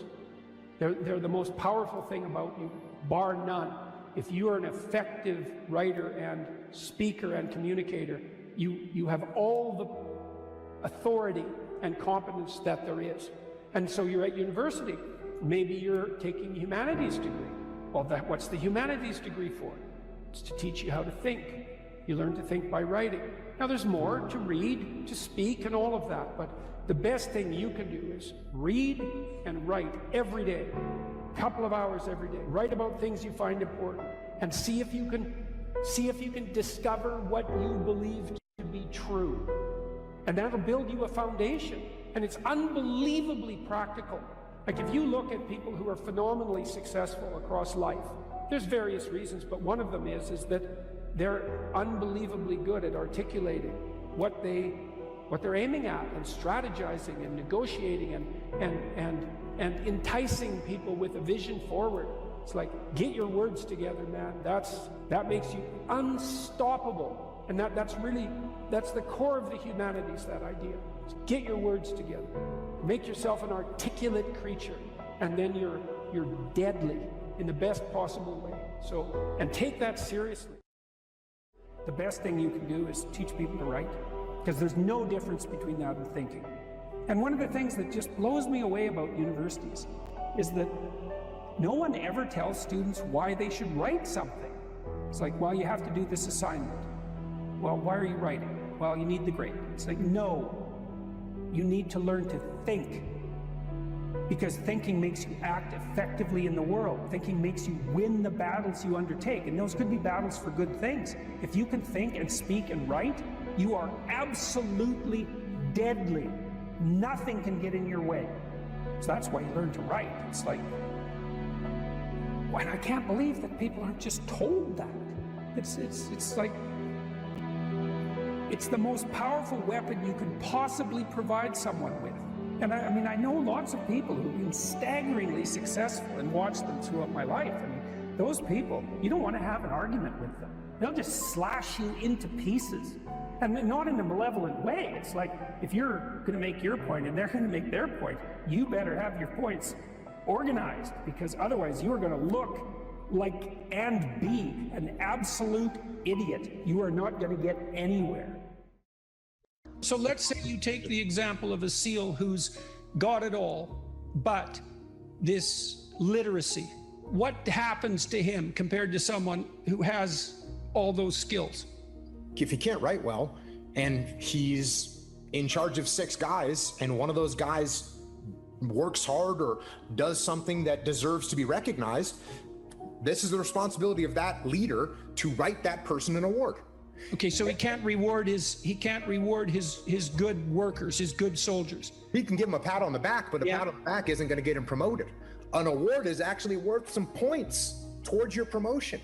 And the people that are on that board that are giving that reward, they're never going to meet that leader, and they're definitely not going to meet that guy. There's no bias. It's based on this piece of paper that you hand in. You hand in this piece of paper, they read the piece of paper, and they say award approved or award not approved. Mm-hmm. Or you want to do a mission and you send that up the chain of command, and it's the same thing. It gets to a certain point where they're just looking at it and reading and trying to decipher this pile of junk that you put together. And by the way, if I'm in charge and Jordan sends me a concept of operations that doesn't make any sense, why would I possibly let you go out and execute an operation that I can't even understand what it is you're trying to do?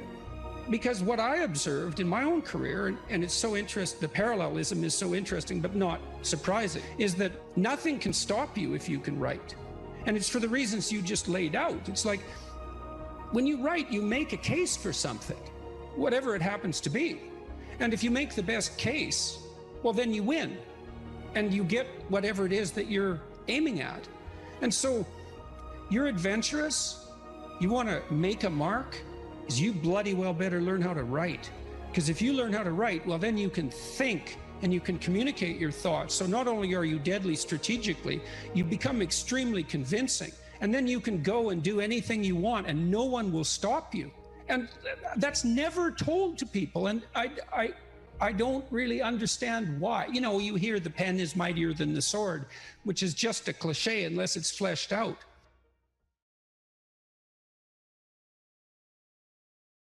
If you ask a disagreeable person what he wants, say, or she wants, they'll tell you right away. They know. It's like, this is what I want, and this is how I'm going to get it. But agreeable people, especially if they're really agreeable, are so agreeable that they often don't even know what they want, because they're so accustomed to living for other people and to finding out what other people want and to trying to make them comfortable and so forth, that it's harder for them to find a sense of their own desires as they move through life. And that's not... Look, there's situations where that's advantageous, but it's certainly not advantageous if you're going to try to forge yourself a career. That just doesn't work at all. And so, even though on average men and women aren't that much different in terms of their levels of agreeableness by the group, if you go out and you look at the extremes, they're very different. So all of the most agreeable people are women, and all of the most disagreeable people are men. And the thing is, the extremes are often what matter rather than what's in the middle. And so one of the ways that's reflected in society, by the way, is there's way more men in prison. And the best personality predictor of being imprisoned is to be low in agreeableness. It makes you careless. Now you might think, well, what's the opposite of compassion and politeness? And the answer to that is, I think it's best sort of conceptualized as a trading game. So let's say that we're going to play repeated trading games. And if you're very agreeable, then you're going to bargain harder on my behalf than you're going to bargain on your own behalf.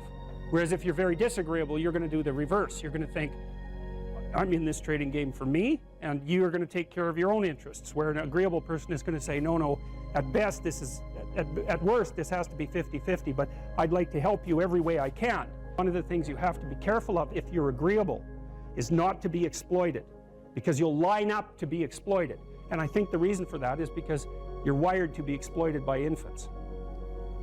And so that just doesn't work so well in that actual world. And one of the things that happens very often in psychotherapy, you know, people come to psychotherapy for multiple reasons, but one of them is they often come because they're too agreeable.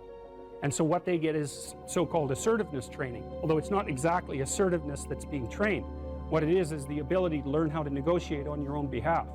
And one of the things I tell agreeable people, especially if they're conscientious, is say what you think. Tell the truth about what you think. There's going to be things you think that you think are nasty and harsh, and they probably are nasty and harsh, but they're also probably true.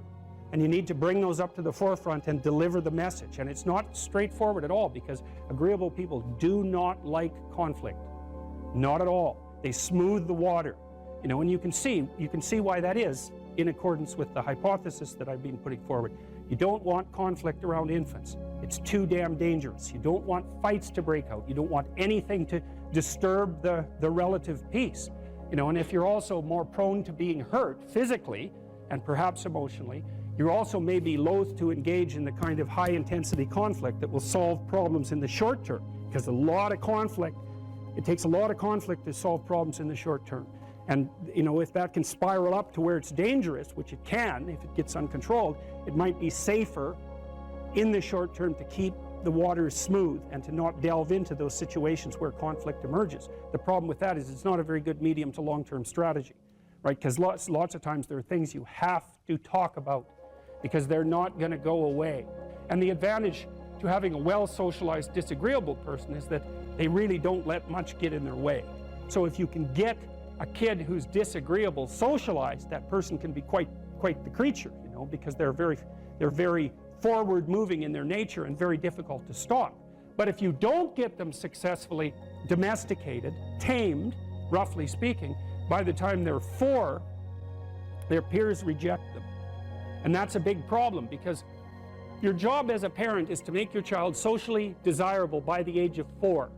Like you want to burn that into your brain, because people don't know that. That's your job. And here's why. It's easy if you think about it carefully. So you imagine you've got a 3-year-old child, so sort of halfway through that initial period of socialization, and you take that child out in public. Okay, what do you want for the child? Who cares about you? What do you want from for the child? You want the child to be able to interact with other children and adults so that the children are welcoming and smile and want to play with him or her, And so the adults are happy to see the child and treat him or her properly.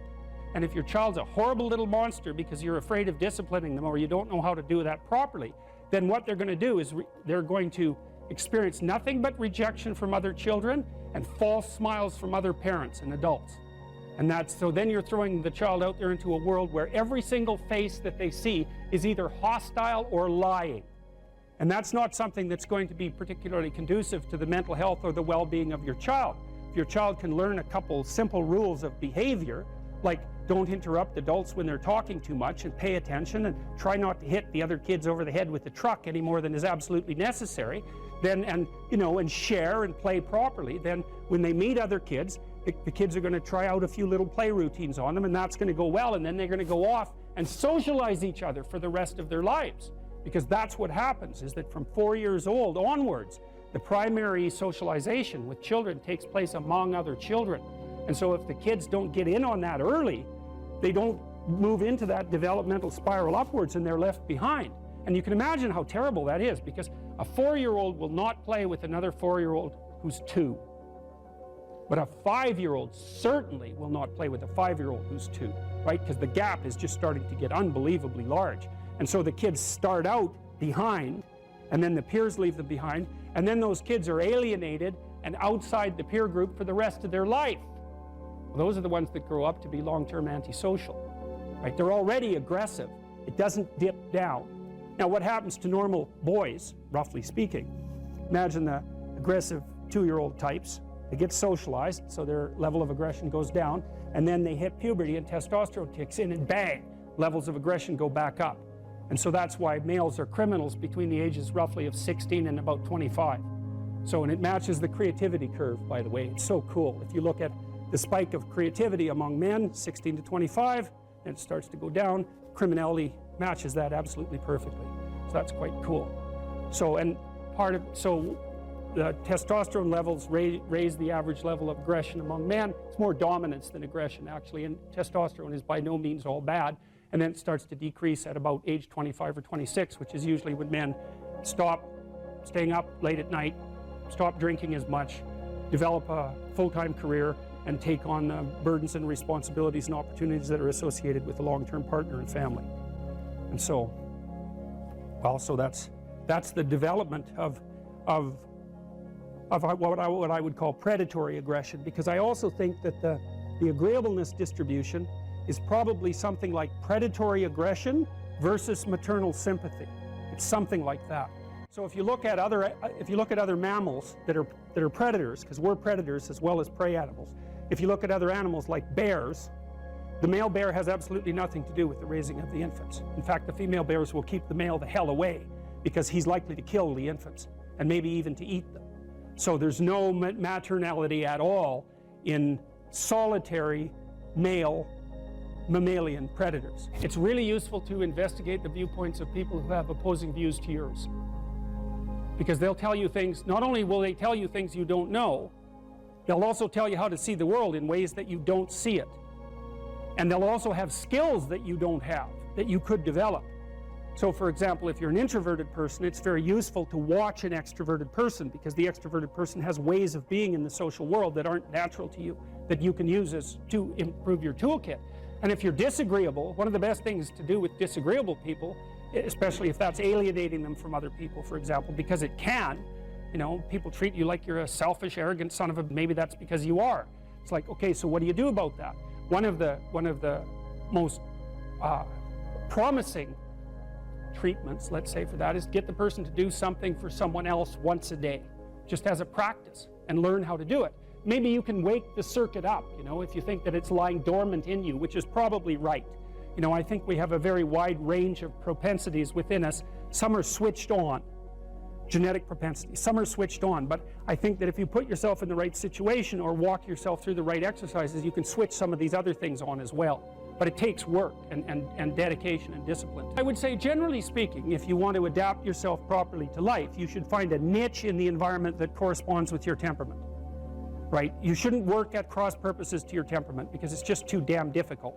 But having done that, then you should work on developing the skills and viewpoints that exist in the space opposite to your personality. because that's where you're fundamentally underdeveloped. And that way I think you can extend out your temperamental capability across a wider range. And to me, that's roughly equivalent as bringing a richer toolkit to each situation. You know, so if you're hyper extroverted, you should probably learn to shut up at parties now and then and listen just to see what's going on, to see if you can manage it, you know. And if you're introverted, well, then you should learn how to speak in public and to learn how to go to parties without hiding in the corner and saying nothing to anyone. You know, and if you're agreeable, then you need to learn how to be disagreeable so people can't push you around. And if you're disagreeable, you need to learn how to be agreeable so that you're not an evil son of a bitch. So, and the same thing applies even in the conscientious domain. It's like if you're too conscientious, you need to learn to relax and let go a little bit. And if you're unconscientious, it's time, like, get out the Google Calendar, man, and start scheduling your day, right? And beat yourself on the back of the head with a stick until you're disciplined enough so that you can actually stick to something for some length of time and not living in absolute squalor, which is something that would characterize someone who's very disorderly, for example, because they don't notice. It doesn't bother them, disorder. It's like, maybe they can see it, but it doesn't have any emotional valence, and so it doesn't have any motivational significance. You know, so the other thing you might want to think about too, if you're choosing a partner, is try not to choose someone who's too distant from you on the temperamental variables, because you're going to have a hard time bridging the gap. You know, it's hard for an introverted person and an extroverted person to coexist. And it's really hard for an orderly person and a disorderly person to coexist, because they will drive each other nuts. Why don't you pick up? Why are you so obsessed by it? That's the basic argument, you know. So it's useful to know about your temperament so that you can negotiate the space with your partner as well. And I don't think you should try to find someone who's exactly the same as you, because then you don't have the benefits of the alternative viewpoint. But you got to watch it, because you may hit irreconcilable differences of various sorts. And I've seen that most particularly among couples who are high and low in openness. That's a rough one. And also high and low in conscientiousness. That's another rough one, because they just cannot see how the other person sees the world at all. If you study the development of the fantasies of very, very dark people, you see that they brood and fantasize in isolation for years. And the fantasies get darker and darker and darker. So they're bitter and resentful to begin with. And then they start fantasizing about, well, what they would want. That can take a sexual end, or it can take a very violent end, or it can take both. And what they're really after is the ultimate in revenge. And on the sexual front, they find a kick in extending the, what would you call it, unacceptability of the fantasy one stage at a time.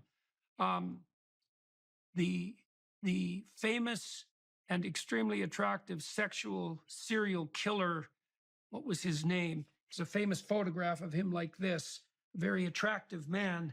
Do you remember his name? Ted Bundy. Anybody? Ted Bundy.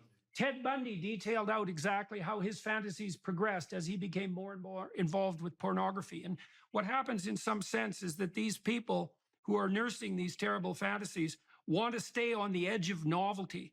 And so their fantasies get darker and darker and darker as they progress down that road. And so after 1,000 such micro progressions, they end up in exactly the sort of pit that you're describing. And some of that is pure sexual kick because of the novelty. But it's got this sadistic and perverse, vengeful twist. And you could think about it this way. You know, I think it says in the Gospels that, you know, it would be better that a millstone was hung around your neck and that you were cast into the abyss than to do harm to any of God's children, let's say. And that's actually where the perverse delight comes, because the most egregious possible sin, let's say, is the violent sexual abuse of the most innocent possible person. And the perverse novelty kick is highest at exactly that point. And then that just goes from bad to worse. And there's 1,000 or even 10,000 micro decisions that go along with that. There's also a great book called Ordinary Men. This is well worth reading, although it's a bloody catastrophe to read, I'll tell you. It details out how a group of German policemen who were moved to Poland during World War II were transformed from ordinary ordinary working class men, old enough to not have been raised under the Nazi regime, by the way, and so not propagandized into a kind of mindless obedience, how they went from being perfectly ordinary policemen to the sort of people who could take naked pregnant women out into the middle of a field and shoot them in the back of the head. And it isn't like they had an easy time with that. Some of them reported the same sort of thing that you reported when you first watched that video. What they were being called upon to do stage by stage made them physically ill. And they had a commander who actually had told them that they could leave the service if they didn't want to continue with their duties. But they felt duty bound not to leave their comrades having to mop up the terrible situation. But it does a lovely job of detailing out how your movement from normality to absolute perversity is a consequence of 10,000 micro, what would you say, micro violations of your own conscience. Not all of them micro, obviously. So you need to know about the vengefulness. You need to know about the kick of sadism. That's that novelty kick that produces a dopaminergic kick that heightens sexual satisfaction. And so there's an element of sadistic misery that can add novelty to sex. That's particularly attractive to people who are bitter and resentful because they actually can't find any willing sexual partners. And so they're angry at the world and shake their fist at God because of it. And so anyways, that's a bit of the developmental course of such a lovely descent into hell.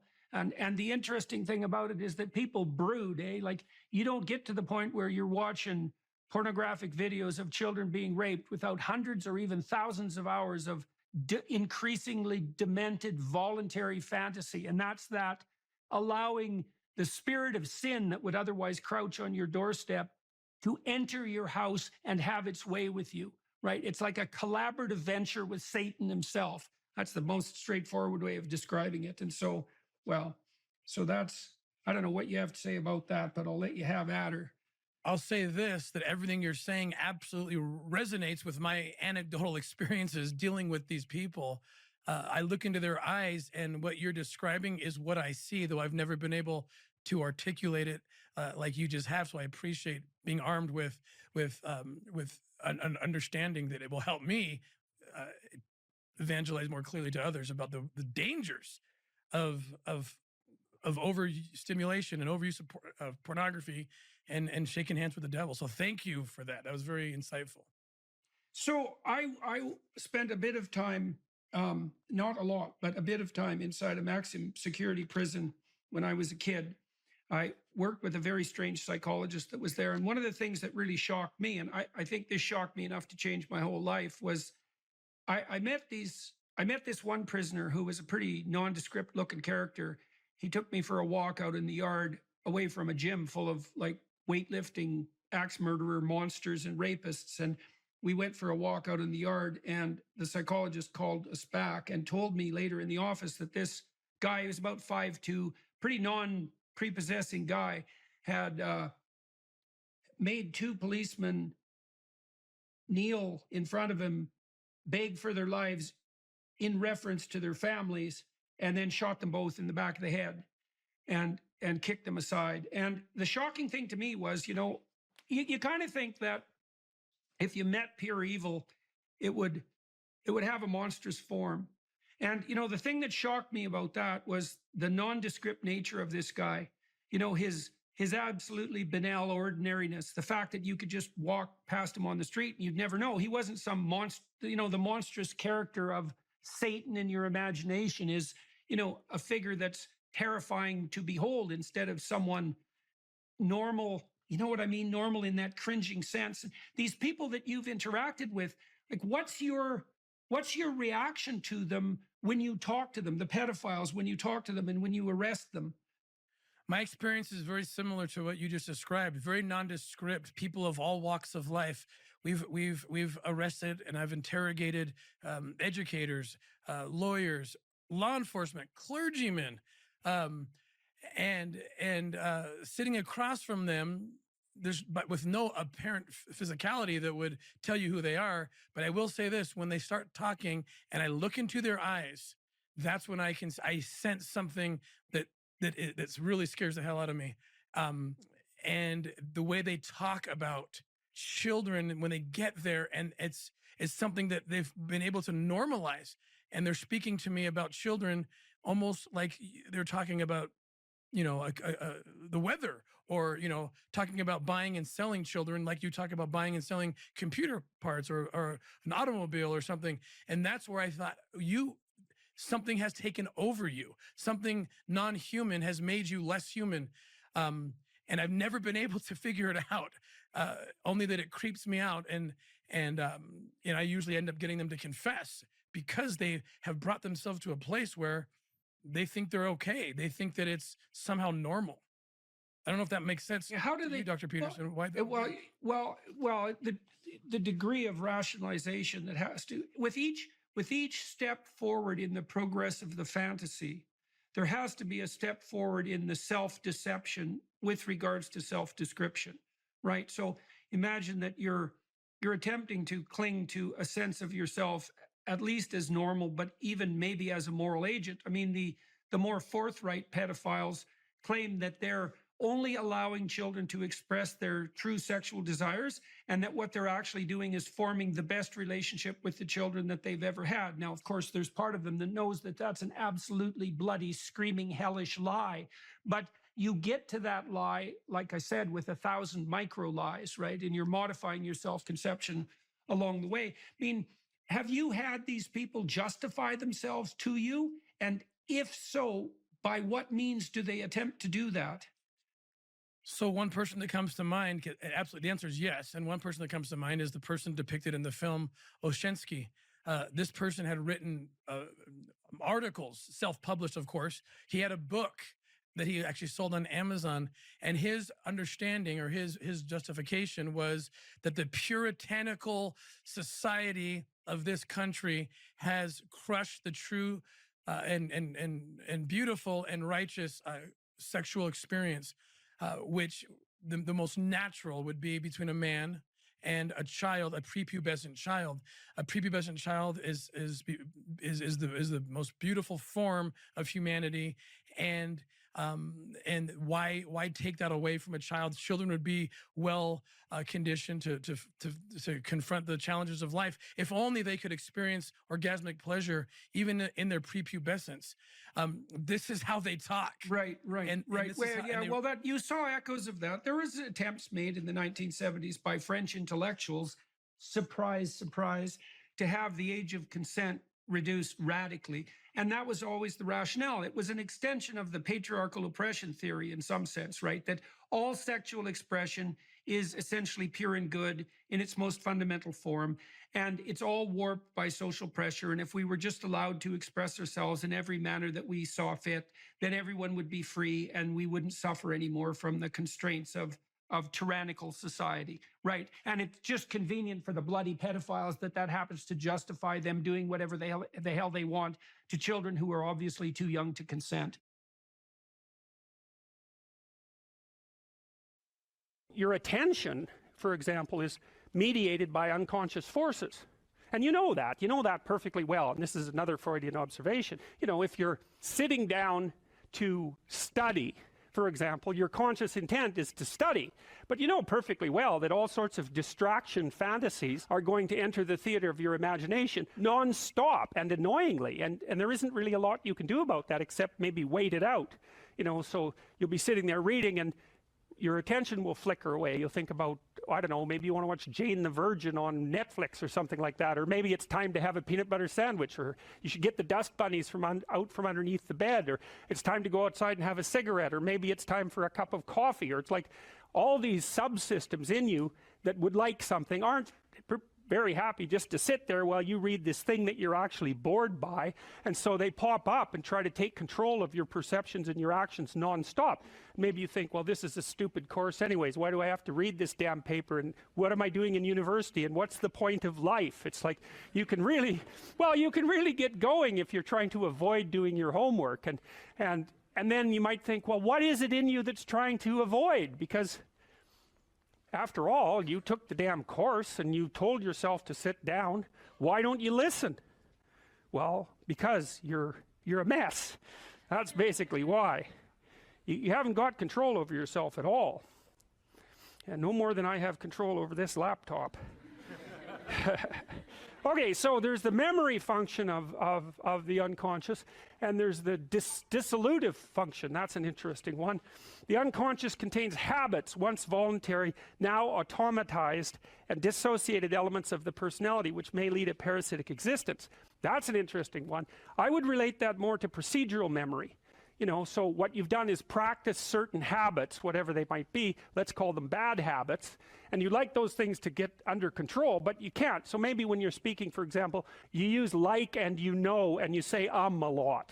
And you've practiced that, so you're really good at it. And you'd like to stop it, but you don't get to, because you've built that little machine right into your being, right? It's neurologically wired, and it's not under conscious control. And anything you practice becomes that. It becomes part of you, and that's another element of the unconscious, a different part.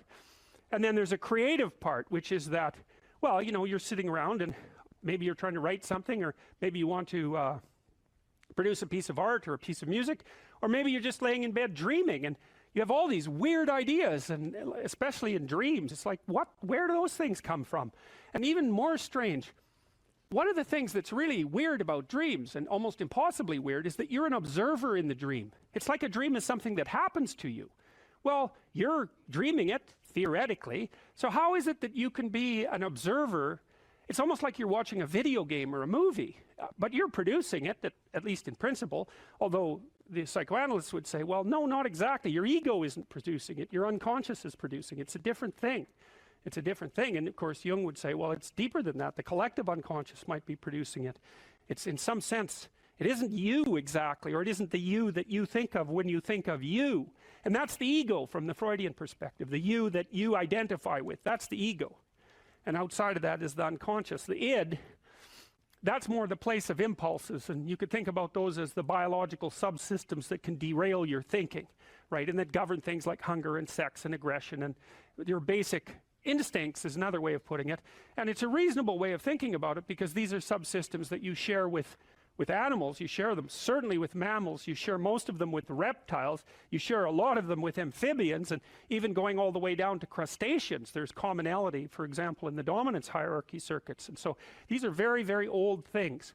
And the idea that you're in control of them is, well, you're not exactly in control of them.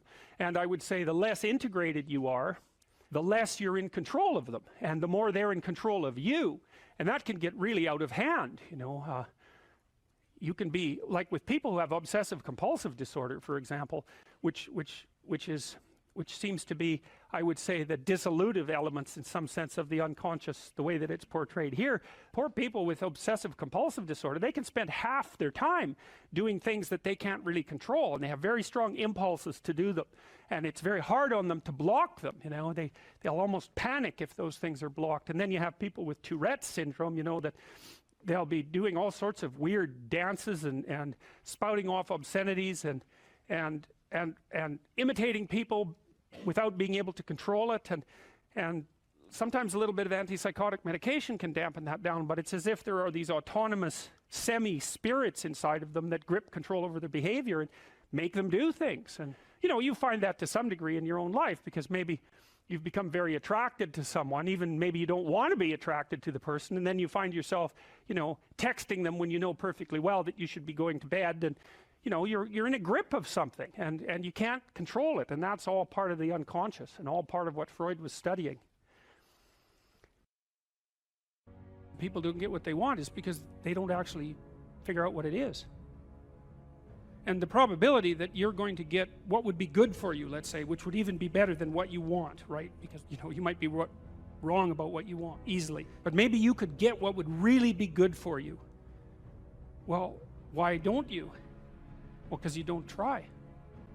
You don't think, okay, here's what I would like if I could have it. And I don't mean in a way that you manipulate the world to force it to deliver you goods for status or something like that. That isn't what I mean. I mean something like, imagine that you were taking care of yourself like you were someone you actually cared for. And then you thought, okay, I'm caring for this person. I would like things to go as well for them as possible. What would their life have to be like in order for that to be the case? Well, people don't do that. They don't sit down and think, all right, you know, let's figure it out. You've got a life. It's hard, obviously. It's like 3 years from now, you can have what you need. You got to be careful about it. You can't have everything. You can have what would be good for you, but you have to figure out what it is, and then you have to aim at it. Well, my experience with people has been if they figure out what it is that would be good for them, and then they aim at it, then they get it. And it's strange because they don't it's a strange thing. It's not quite that simple because, you know, you may formulate an idea about what would be good for you, and then you take 10 steps towards that, and you find out that your formulation was a bit off, and so you have to reformulate your goal. You know, so you're kind of going like this as you move towards the goal. But a huge part of the reason that people fail is because they don't ever set up the criteria for success. And so, since success is a very narrow line and very unlikely, the probability that you're going to stumble on it randomly is 0. And so there's a proposition here, and the proposition is, if you actually want something, you can have it. Now the question then would be, well, what do you mean by actually want? And the answer is that you reorient your life in every possible way to make the probability that that will occur as certain as possible. And that's a sacrificial idea, right? It's like, you don't get everything, obviously, but maybe you can have what you need. And maybe all you have to do to get it is ask. But the asking isn't a whim or today's wish. It's like, you have to be deadly serious about it. You have to think, okay, like, I'm taking stock of myself. And if I was going to live properly in the world, and I was going to set myself up such that being would justify itself in my estimation, and I don't mean as a harsh judge, exactly what is it that I would aim at? Sit on your bed one day and ask yourself, what remarkably stupid things am I doing on a regular basis to absolutely screw up my life? And if you actually ask that question, but you have to want to know the answer, right? Because that's actually what asking the question means. It doesn't mean just mouthing the words. It means you have to decide that you want to know. You'll figure that out so fast it'll make your hair curl. So I'd be interested in hearing some more impressions, if you'd be kind enough to deliver some of them. What are your favorites? Let me conjure up the gods here. That is what I'm trying to do, when I'm doing that. It's like, let's get those words out of the chaos. It is helpful when I saw you looking up, because everybody has this shame when they're thinking, you know, and you look down. So that's a habit I pulled from you. You're not even in my impressions, but it just conveys confidence. When you're thinking, to go, you know, you're going to put your head up and make yourself vulnerable. Opposed to, well, what did she like in bed? I hadn't really thought about it as a more open posture, but that's right. It is a more open posture. Well, and you're also, you know, turning your eyes heavenward symbolically, and you embody your meanings. That's the deepest sense of meaning, is what's embodied, right? What you're actually acting out. And it is a form of searching for the words, to find them, not to calculate them, but to find them. That's how Moses crossed the Red Sea, you know, by looking for a firm foundation in the chaos. We all know that. Yeah. Well, that's a good thing to know, you know, because you'll find some chaos, and you need to know how to get through it. And you look for a firm foundation, and you can feel your words, and they can be solid, and then you're okay, or as okay as you can be. And so, you know, okay, so. Or as Donald Trump says, Rosie O'Donnell, what a fat pig, right? What a fat pig. Did you see his video about him talking about Ozempic? No. Oh my God. No. Oh, this will cure any depression. I would say get rid of the Xanax and go watch. It just surfaced. I was in bed sick the other day and I just cried laughing. He's talking about a friend of his who's on Ozempic. And he's like, you know, I have this friend, he's a billionaire, right? And he takes the fat shot drug, right? The fat shot drug. And he's in London. He says, it costs $12. I'm here getting the fat drug, the fat shot, and it costs $1,300 in the US. And he's calling Ozempic the fat shot. And I just thought, that's the funniest thing I've ever heard in my life. He's very underestimated as a comedian. He's starting to get the credit, I think. I think now. he is. I think he is. He's very funny in a Bill Burr sort of way. In a when Bill Burr was particularly funny. Right. When he was a little funnier, right? Now it's talking about Black Lives Matter, right? You know, these white guys, these Jordan Petersons, right? These pseudo-intellects, right? On a Monday doing the podcast. Now he's brutal, right? He's always getting gum off his fingers, right? What is he doing? What is he, tickling a child? No, it's brutal. It's brutal. No, I used to love Bill. Yeah. That was one of the first I did. Yeah. Bill Burr. That was good. That was good. Oh, you know that. I did a Bill Burr master class. I did the whole prosthetic bald thing, and it was him teaching young comedians how to do comedy, and he just would lose his cool, you know, and just grab the microphone from him. So I booked a studio like this. You know, that was one of the blessings of, I guess, not getting an agent and all that stuff, was I had to just make my own stuff. Yeah, you had more freedom. Yeah, so that was one of the first, was the Bill Burr teaching kids. Show me some more. Oh God. What else do I do? All right, this is Owen Wilson. You know Owen Wilson? Owen Wilson, if he was a dog. Okay.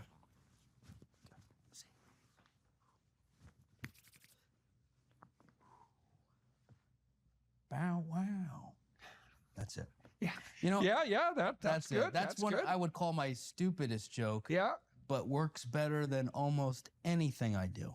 And I think it works because, well, it's certainly not too long. It's very. So they say brevity is the soul of wit, right? But that you had the mannerisms and you got the voice dead on. Sure.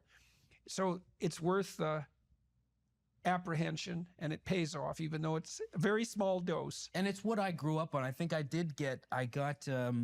definitely turned very bitter from all the stuff happening in the world and stuff. You know, I'm sure I've seen you go through ebbs and flows of being softer, and interviews where I could tell you're, you know, a little more hard.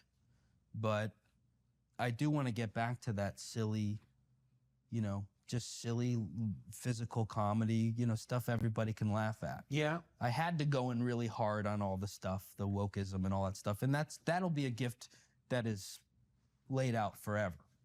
It's nice to be able to do things with a sense of play. Yeah. That's the optimal state, if you can manage that. That's also, even with serious things. That's hard. It's a good test of when I do have the courage to approach a person of the opposite sex, to ask them for coffee before getting dragged away by security. I am testing for playfulness. Yeah.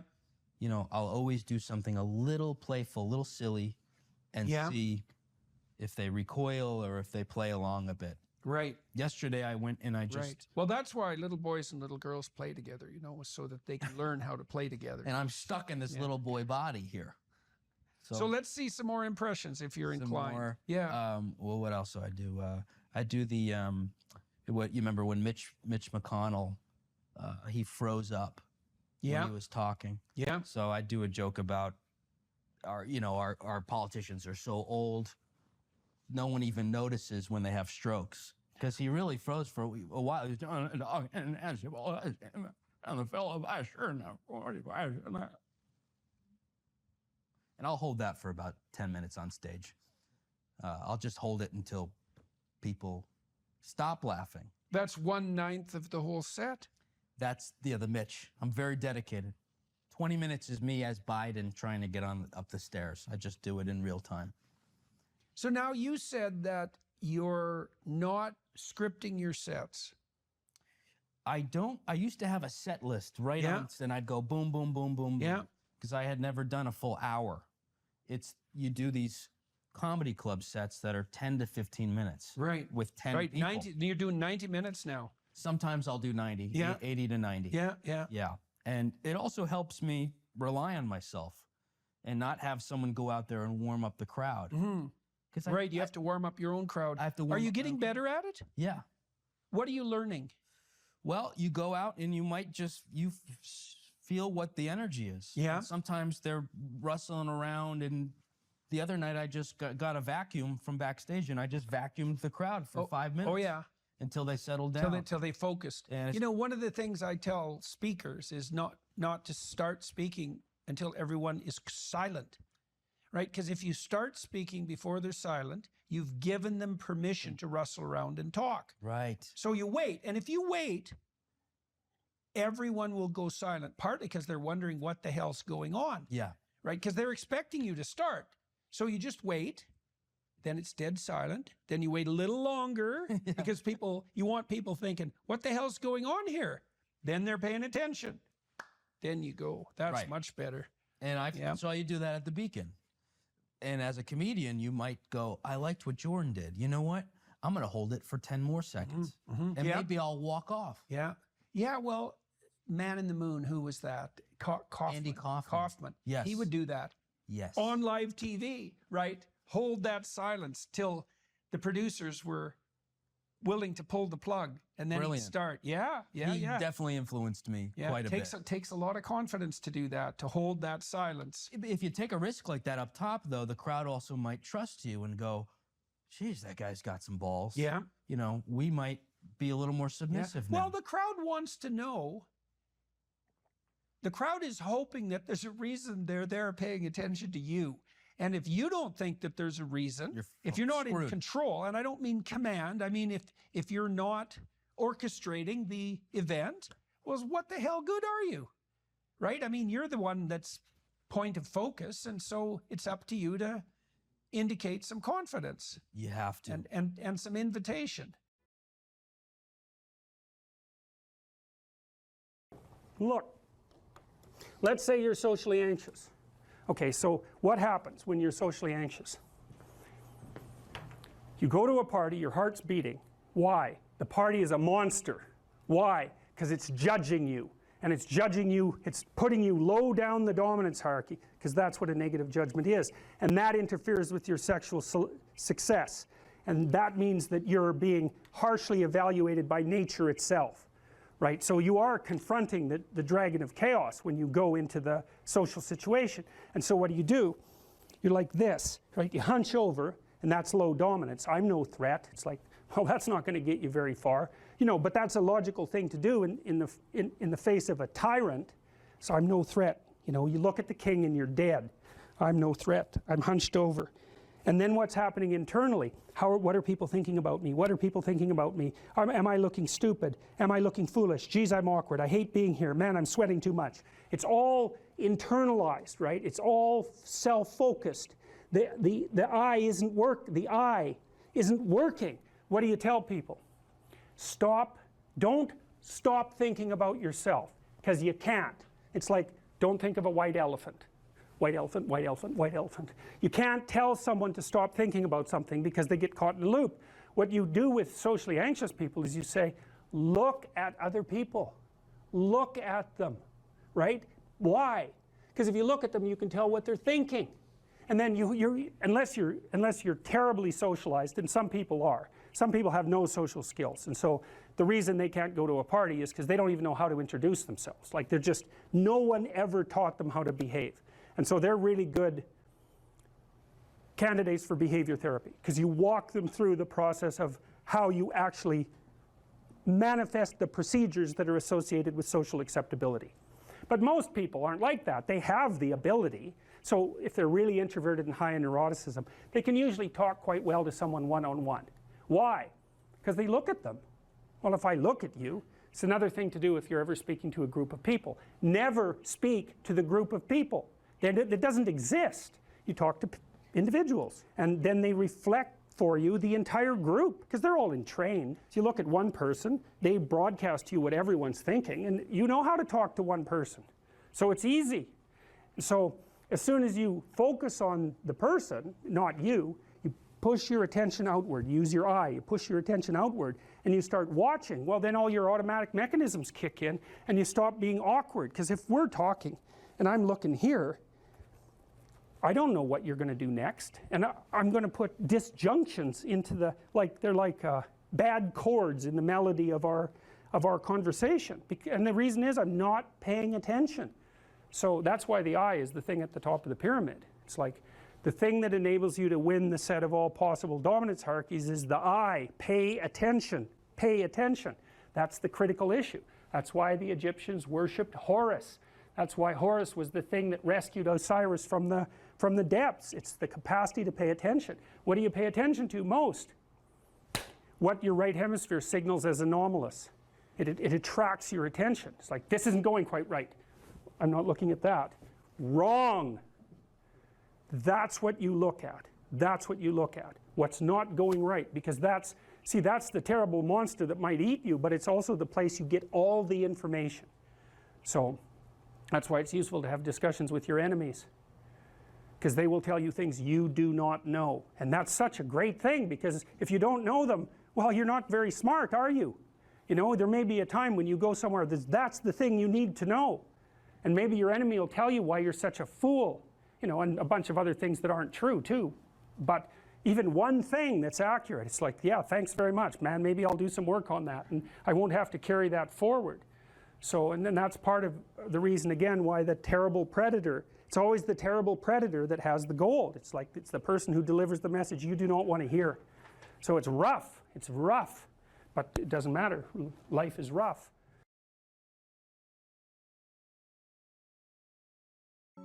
Make a damn schedule and stick to it. Okay, so what's the rule with the schedule? It's not a bloody prison. That's the first thing that people do wrong. They say, well, I don't like to follow a schedule. It's like, well, what kind of schedule are you setting up? Well, I have to do this, then I have to do this, then I have to do this, you know, and then I just go play video games, because who wants to do all these things that I have to do? It's like, wrong. Set the damn schedule up so that you have the day you want. That's the trick. It's like, okay, I've got tomorrow. If I was going to set it up so it was the best possible day I could have, practically speaking, what would it look like? Well, then you schedule that, and obviously there's a bit of responsibility that's going to go along with that, because if you have any sense, one of the things that you're going to insist upon is that at the end of the day, you're not in worse shape than you were than at the beginning of the day, right? Because that's a stupid day. If you have a bunch of those in a row, you just dig, you know, you dig yourself a hole and then you bury yourself in it. It's like, sorry, that's just not a good strategy. It's a bad strategy. So maybe 20% of your day has to be responsibility and obligation, or maybe it's more than that, depending on how far behind you are. But even that, you can ask yourself, okay, well, I've got these responsibilities. I have to schedule the damn things in. What's the right ratio of responsibility to reward? And you can ask yourself that, just like you'd negotiate with someone who is working for you. It's like, okay, you got to work tomorrow. Okay, so I want you to work tomorrow. And you might say, okay, well, what are you going to do for me that makes it likely that I'll work for you? Well, you could ask yourself that, you know. So maybe you do an hour of responsibility and then you play a video game for 15 minutes. I don't know, whatever turns your crank, man. But, you know, you have to negotiate with yourself and not tyrannize yourself. Like you're negotiating with someone that you care for, that you would like to be productive and have a good life. And that's how you make the schedule. It's like, and then you look at the day and you think, well, if I had that day, that'd be good. Great. You know, and you're useless and horrible, so you'll probably only hit it with about 70% accuracy, but that beats the hell out of 0, right? And if you hit it even with 50% accuracy, another rule is, well, aim for 51% the next week, or 50.5% for God's sake, or because you're going to hit that position where things start to loop back positively and spiral you upward. Plan a life you'd like to have, and you do that partly by referring to social norms. That's more or less rescuing your father from the belly of the whale. But the other way you do that is by having a little conversation with yourself about, as if you don't really know who you are, because you know what you're like. You won't do what you're told. You won't do what you tell yourself to do. You must have noticed that. It's like you're a bad employee and a worse boss, and both of those work, you know, for you. You don't know what you want to do, and then when you tell yourself what to do, you don't do it anyways. You should fire yourself and find someone else to beat. But you know, my point is that you have to understand that you're not your own servant, so to speak. You're someone that you have to negotiate with, and you're someone that you want to present the opportunity of having a good life to. And that's hard for people because they don't like themselves very much. So, you know, they're always like cracking the whip and then procrastinating, and cracking the whip and then procrastinating. And it's like, God, it's so boring and such a pathetic way of spending your time. And you know what that's like, because you probably waste like 6 hours a day. And I think we did an economic calculation about that a while back, right? Your time's probably worth $50 an hour, something like that. I mean, you're not getting paid that now, but you're young, and so this is investment time. And what you do now is going to multiply its effects in the future. So let's say it's $50 an hour, which is perfectly reasonable. So if you waste 6 hours a day, and you are, then you're wasting about $2,000 a week, or about $100,000 a year. So like, go ahead, but that's what it's costing you every hour. And you need to know what your damn time is worth. So let's say it's not $50, it's 30, whatever. Maybe it's 100, it's somewhere in that range. One of the things you should be asking yourself is, when you spend an hour, was that, well, would have I paid someone $50 to have had that hour? And if the answer is no, it's like, well, maybe you should do something else with your time. And it depends on whether or not you think that your time's worthwhile. But the funny thing about not assuming that is, if you assume your time isn't worthwhile, what happens is you don't just sit around sort of randomly in a state of responsibilityless bliss. What you do is you suffer existentially.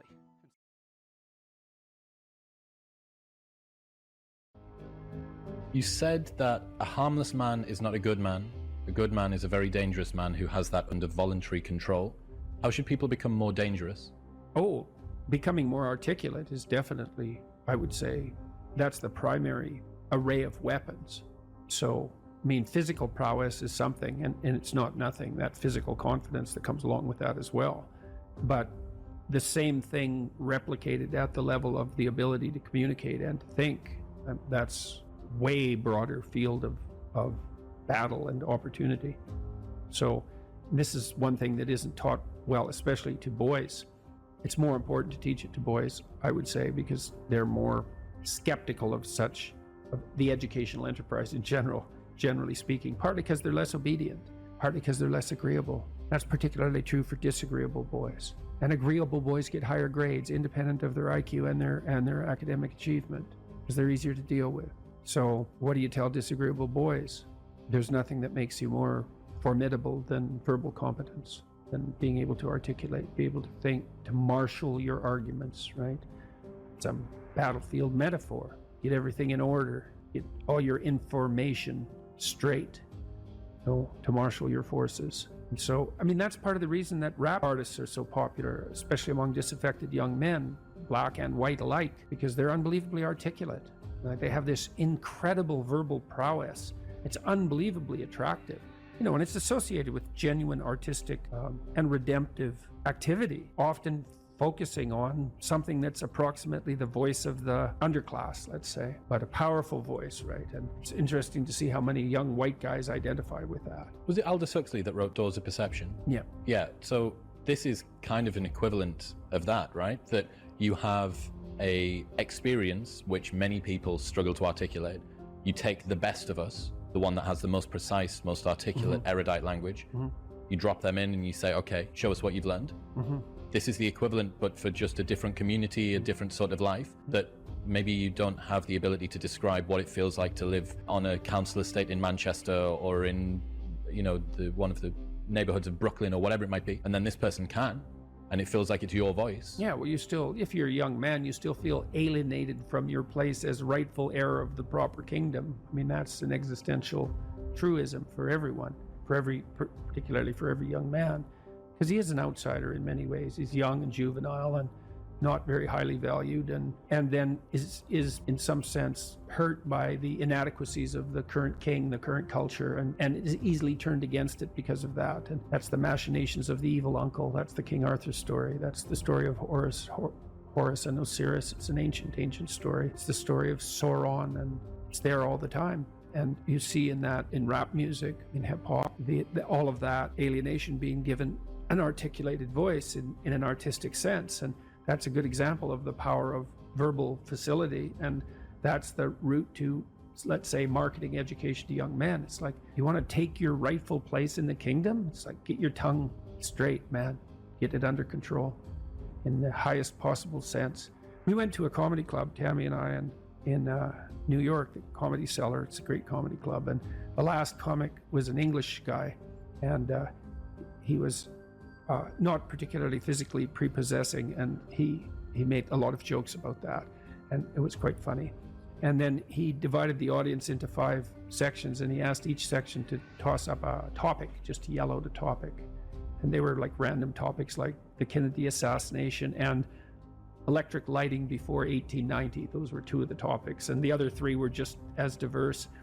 And then he put on some beats, and he did about an 8-minute rap with every verse rhymed, and he tied the whole thing together at the end and ended at the end of the music, all spontaneously. It was unbelievable. And that's logos, man. That's the redemptive power of the logos right there. The magic word, the sacred word, just manifesting itself on stage. There's something very impressive. Something about that does feel dangerous as well. Not in a, I need to be concerned and this should be contaminated and walled off, but in a way that you think that person has so much competence that it's flowing out of them, and you almost feel competent by being around them. So but you certainly feel competent by appreciating it.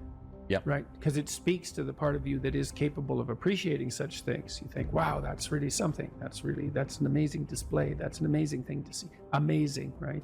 A very interesting word, amazing. And you're trapped, and you're trapped by the charisma of that. And that charisma, that's not nothing. That's a signal of something redemptive occurring. That accounts for virtually all of the attraction of hip hop and raps. The articulated voice of the struggling but worthy underclass. I suppose that's a good way of putting it. But those who are alienated from their rightful place. And so that verbal prowess is one of the ways they struggle up towards the light. And that's a good example of that, of having that danger under control, because it's a dark genre in many ways, right? There's a real undercurrent and air of violence that surrounds that and its culture, like the punk movement in the UK back in the late 70s. Same sort of thing, but that capacity to express that in a poetic manner, in a compelling manner. Johnny Rotten was great at that. He was so intense. He has a song called Rise, which I used to show my clients all the time when I was starting assertiveness training with them. I'd put on Johnny Rotten's Rise, and the line in there is anger is an energy, and he's got these unbelievably intense eyes. Anger is an energy. You bet. And John Lydon, man, he could channel that like almost no one I've ever seen. He'd get that anger built up inside him, and then it was completely under control, and he expressed it in his music, and he's absolutely captivating, unbelievably charismatic. And I really liked his music, that raw anger in the music.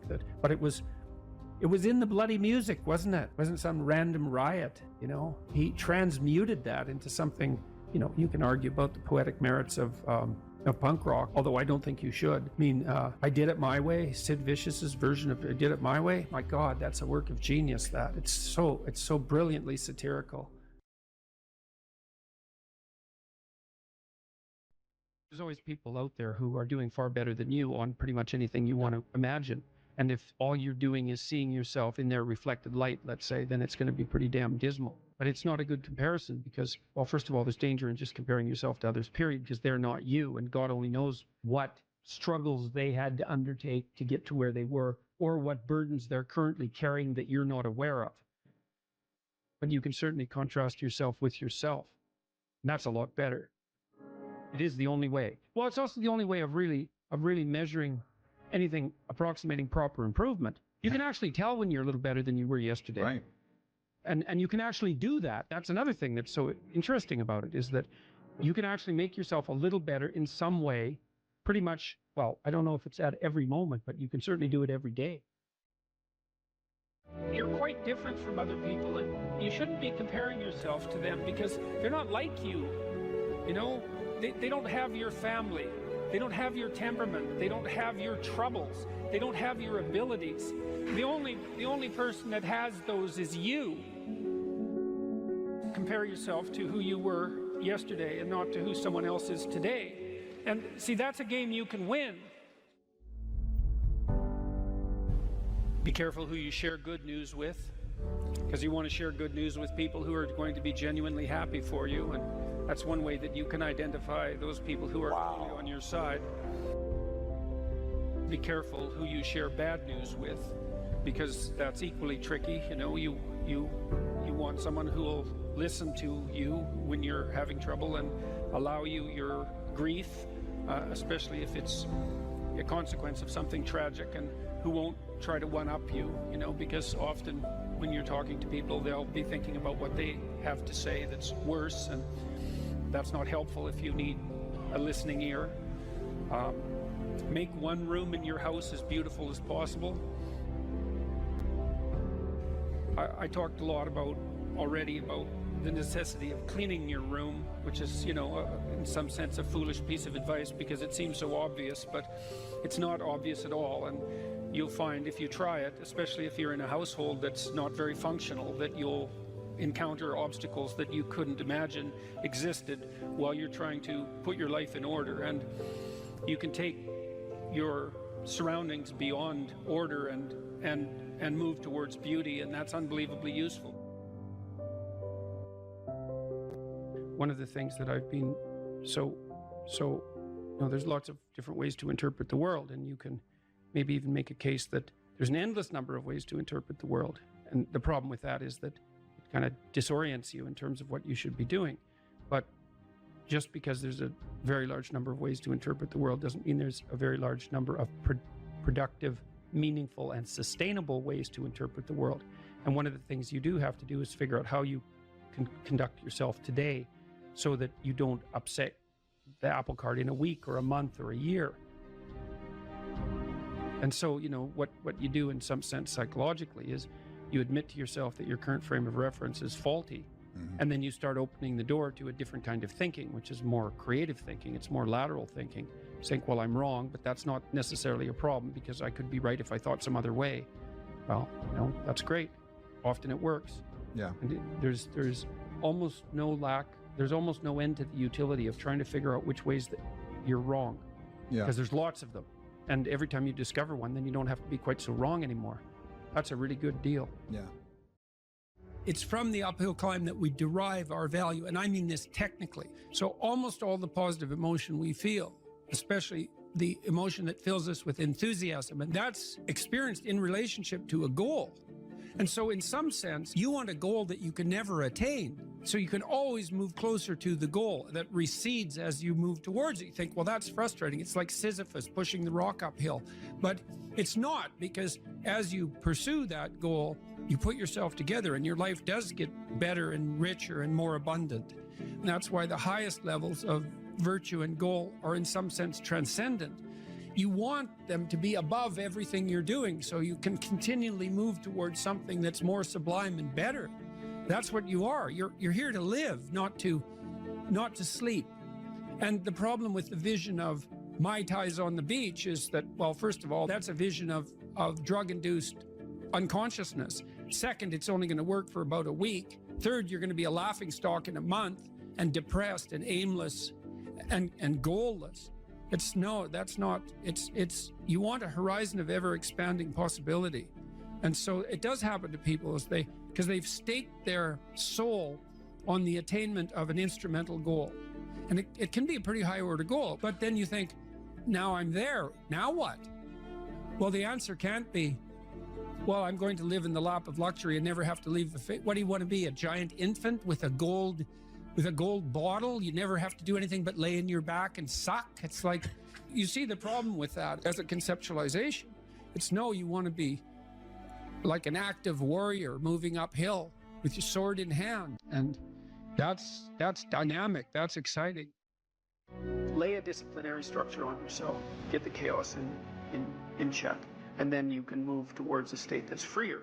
It's discipline first. Like, look, if you're going to become a concert pianist, there's going to be several thousand hours of extraordinarily disciplined practice. That's the imposition of order on your potential, let's say. But what comes out of that is a much grander freedom. And so in virtually every freedom that you have in life that's true freedom is purchased at the price of discipline. That it's not some casual self-help doctrine. It's that if you don't organize yourself properly, you'll pay for it, and in a big way, and so will the people around you. And I would say, start where you can start. If something announces itself to you as in need of repair, that you could repair, then, hey, fix it. You fix 100 things like that, your life will be a lot different. I often tell people too, fix the things you repeat every day, because people tend to think of those as trivial.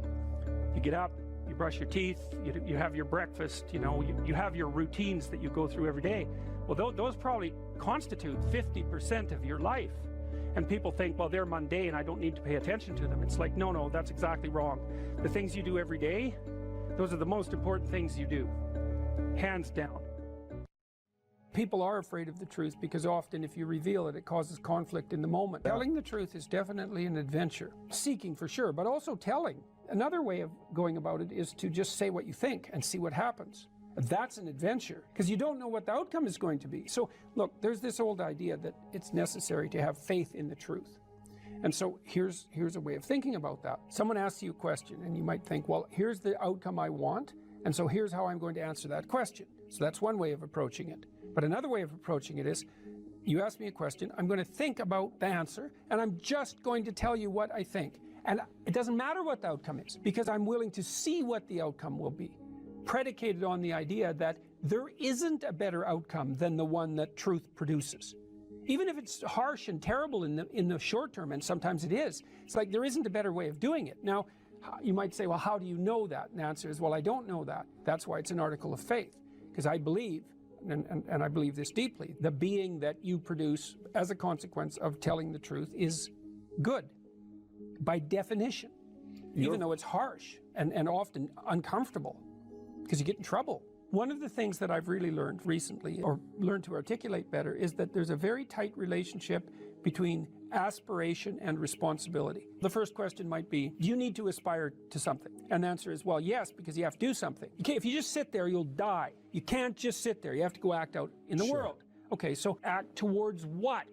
Well, that's whatever your aspiration is. You have to have an aim. Okay, well, what should the aim be?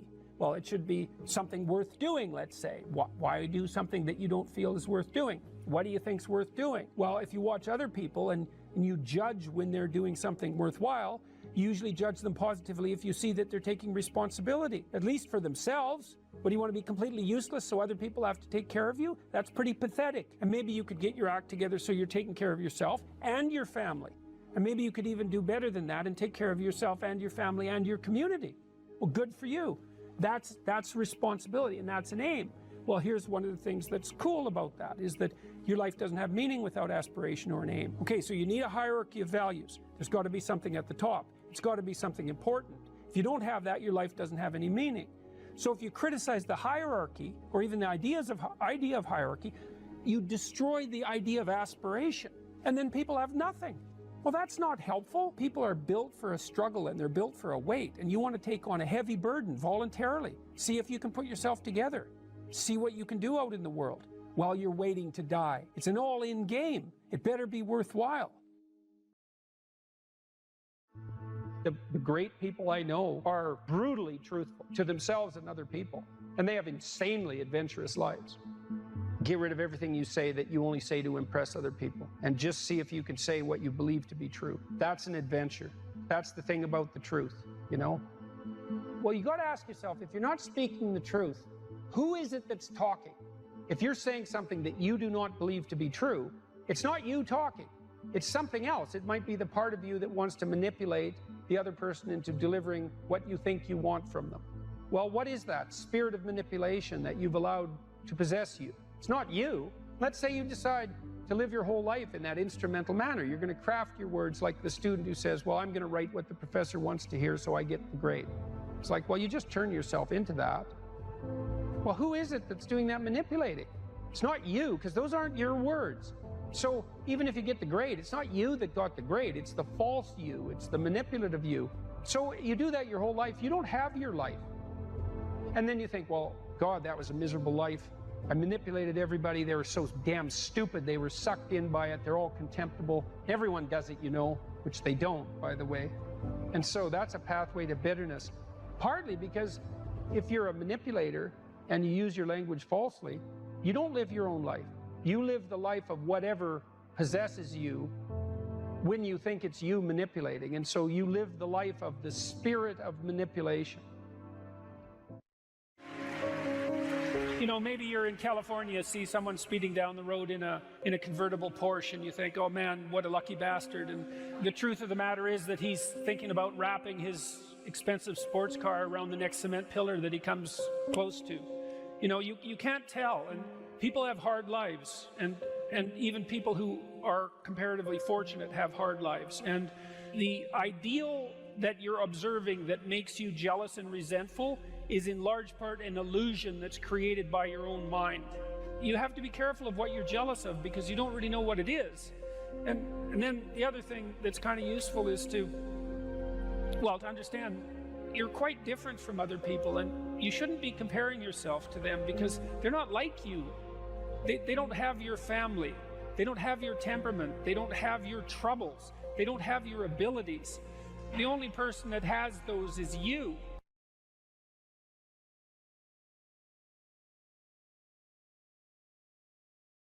This is one of the great stories of mankind, and this isn't the only variant of this story. There's many variants of it, but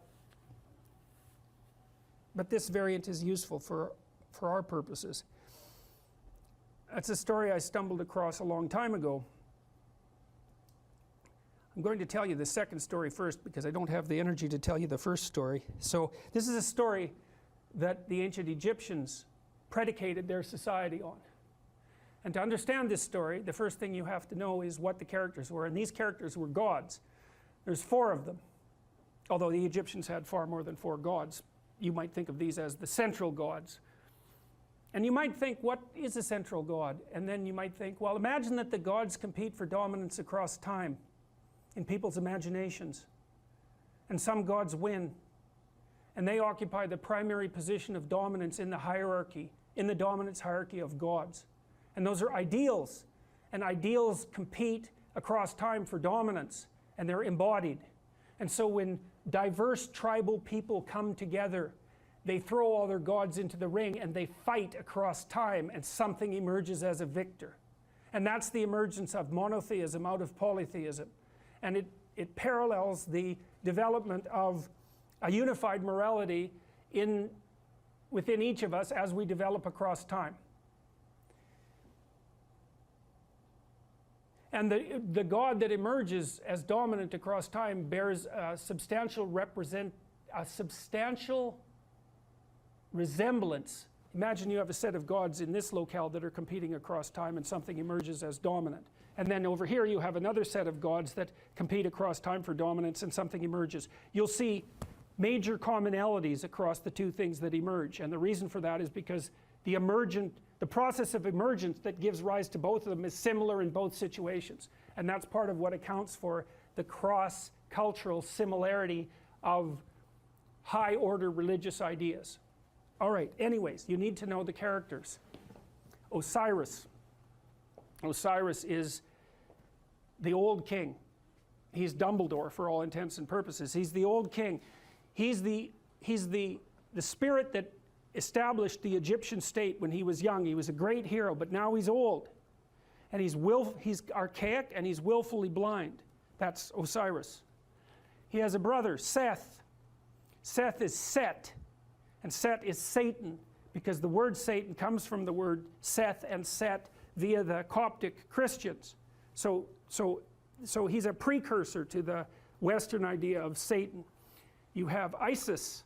Isis is queen of the underworld, and Isis was the goddess of a religious structure that prevailed across thousands and thousands of years. Isis. And you have Horus. Horus is a falcon, and the Egyptian eye. Everyone knows that eye, right? The eye with the open pupil. That's Horus. And Horus is a falcon because falcons can see way better. They can see better than us. They can see better than anything else except for perhaps eagles. And they fly above everything. Zazu in Lion King is Horus, right? And Mufasa is Osiris. And Scar is Seth. And there's no specific representation of Isis, but the closest there is in that story is probably the Queen of the Hyenas that's played by, who's the actress? Yes, Whoopi Goldberg, that's right, because she's like the queen of the underworld, right? She's the queen of the hyenas that live out among the death. But, okay, anyways, Seth, Osiris, Seth, Isis, and Horus. Here's how the story goes. Osiris is a great king. He established the Egyptian state. You could think about him as the embodiment of Egyptian custom and tradition. You could think about him as the thing that the pyramid represents, all right? But he was great when he was young, but he's not young anymore. He's old, and he's willfully blind. And what that means is that he doesn't see what he could see. He refuses to see what he could see. Why is Osiris old and willfully blind? Because that's what culture is. It's a paternal spirit that's old and willfully blind, and it's always that way, always that way. And the reason for that is because it's a construction of the dead. The dead aren't alive. They can't, so they're out of date, and they can't update themselves anymore. And you inhabit their corpse, and that's actually what happens in an earlier story that I'll tell you next week. The early Mesopotamian gods inhabited the corpse of their father, roughly speaking. Anyway, so Osiris was great and when he was young, but he isn't young anymore. He's old and he's willfully blind. He won't look where he knows he should look. He doesn't have the energy, or maybe he doesn't have the spirit. His brother Seth is not a good guy, and Osiris knows it, but he underestimates his malevolence and power. And so Seth wants to rule the kingdom. So what does that mean? It's easy. Every stable society is threatened by willful blindness and malevolence, always. Every bureaucracy has that proclivity to stagnate and to become blind. That's why corporations die all the time. That's why a Fortune 500 company only lasts 30 years. It's why we have to have elections. It's to stop the dead from staying in control for too long. Osiris turns a blind eye to Seth. Seth is happy about that. Same thing happens in the Lion King, roughly speaking. Seth one day waits for Osiris to make a mistake and to be weak, and he attacks him and he chops him up into pieces. And he distributes the pieces across the entire Egyptian state. In fact, the Egyptians regarded their provinces as pieces of Osiris's body. Okay, so now you can't kill Osiris because he's a god. And why is he God? A god because he represents the spirit of structure. And there's always structure. It can't be destroyed. It always reconstitutes itself. It can be hurt and broken into pieces, which is exactly what happens to Osiris. Things fall apart. Why? Because they get old and because malevolence undermines them. That's what the Egyptians were trying to sort out. Okay, so Seth distributes his Osiris all over Egypt, so he can't get himself back together. Right? Things fall apart and they can't be brought back together. But the spirit of Osiris still lives in the pieces. So what happens? Order is demolished. What would you expect? Chaos emerges. That's Isis. Isis is queen of the underworld. She's Osiris's wife. Order and chaos, just like the yin and the yang. Order collapses, up comes the queen of the underworld. She's looking for order. Chaos cries out for order. She's looking for order. She goes all around Egypt trying to put Osiris back together. It's a state of chaos. She finds this phallus. She makes herself pregnant with it. And what does that mean? Well, it means it's like Geppetto in the belly of the whale. That thing has the potential to reemerge. The thing that collapses into its pieces is still alive. It can unite with the chaos and produce something new. That's the story of the dissolution of structure into chaos and then its revivification. Isis makes herself pregnant. She goes back down to the underworld. She gives birth to Horus. Horus is the Egyptian eye. He's the son of the great father and the great mother. He's a messianic figure. And in fact, much of the mythology that described Horus was extracted without much modification and then attributed to Christ. Very much, and you can read about the parallels. You can read about it online if you want. But there's any number of parallels. And of course, there is the mythology that the Jews came out of Egypt, and of course the Christians emerged from the Jews. And so there was a tremendous influence of Egyptian thinking on the development of these later ideas. And you see pictures of Isis with Horus on her lap that are virtually identical in content and form to the later pictures of Mary with the infant Christ. And that's the holy mother of God in the hero. It's not a Christian motif. It's far deeper than a Christian motif. It's a human motif. So Isis, queen of the underworld, gives birth to Horus, and Horus grows up outside the kingdom. Why? In the underworld. Because that's what human beings do. You're alienated from your culture. Always. Why? It's old and dead and corrupt.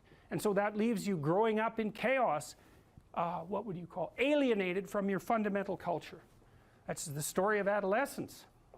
Horus grows up. He can see.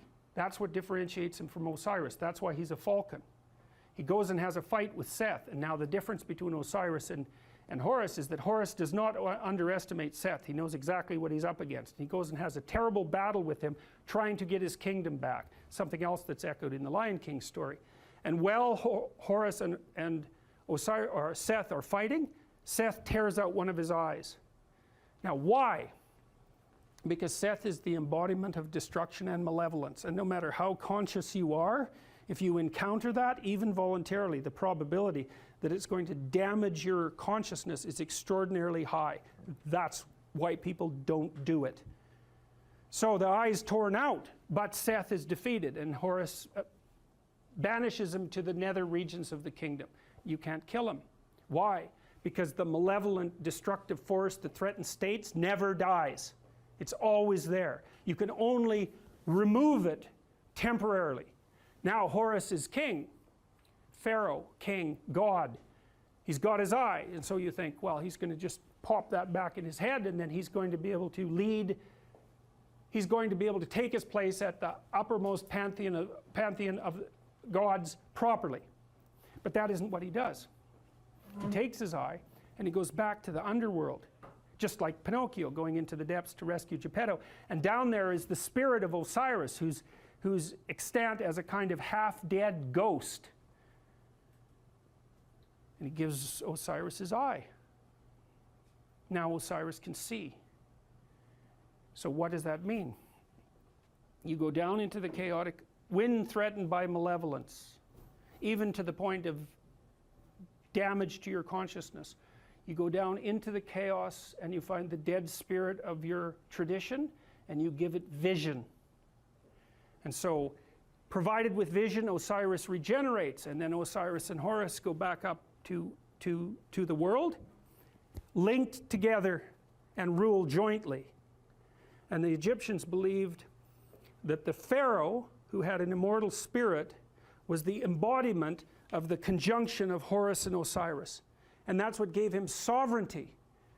And so you think about how brilliant that is. The Egyptians are trying to puzzle out who should lead, who should be Pharaoh, and what do you have to be if you're going to be Pharaoh in order for things to work. You have to be awake to malevolence and chaos, and you have to embody your tradition. And that puts you at the highest pinnacle of the dominant structure. And that's the same as, it's the same thing. It's the same thing as the battle between the gods across centuries or eons and the emergence of the highest possible moral virtue as a consequence of that competition. It's the eye on the top of the pyramid, right? It's, you know, in the Washington Monument, there's a cap on the Washington Monument. The top of the Washington Monument is a pyramid. At the top of the pyramid is a cap. It's made out of aluminum. And the reason it's made out of aluminum is because when they made the Washington Monument, it was the most valuable metal known. And so what does it mean? It means there's a pyramid and there's something at the top of it. But the thing that's at the top of the pyramid isn't the same as the rest of the pyramid. That's the thing. The pyramid exists. There's a dominance hierarchy. Something climbs up to the top, but it's not just at the top of one pyramid. It's at the top of all of them. The thing that rises to the top of any given pyramid is the same thing that can dominate all pyramids. It isn't good enough to be the best at a dominance hierarchy. What you want to be is the best at the set of all possible dominance hierarchies. Right. And that's the thing that's gold at the top of the pyramid, and that's the eye. That's what the Egyptians figured out. And what does that mean? It means the thing that puts you at the top is attention. Pay attention. Keep your eyes open. It's not the same as thinking. It's not the same thing. It's like watching. And the thing about human beings is we can see. We can see better than any other creature except birds of prey. And so our capacity to see is in fact what we use in the world. Our brains are actually organized around vision, unlike most animals. Their brains are organized around smell, not us. We can see. We stand upright so we can see a long distance. And in our ability to see is what saves us and what saves our communities. And that's what these stories are trying to portray. And you might say, well, why didn't people just say so? And the answer to that is because they didn't know. It took a long time to figure it out. Forever. It's taken forever to figure it out. it's part of what I hoped when I wrote this book, and part of the reason that I'm teaching it is because it seems to me that it would be useful for everyone to actually understand this instead of just having it told as a story. It's like, that's great, man, yes, you need the story, but why not also just understand it?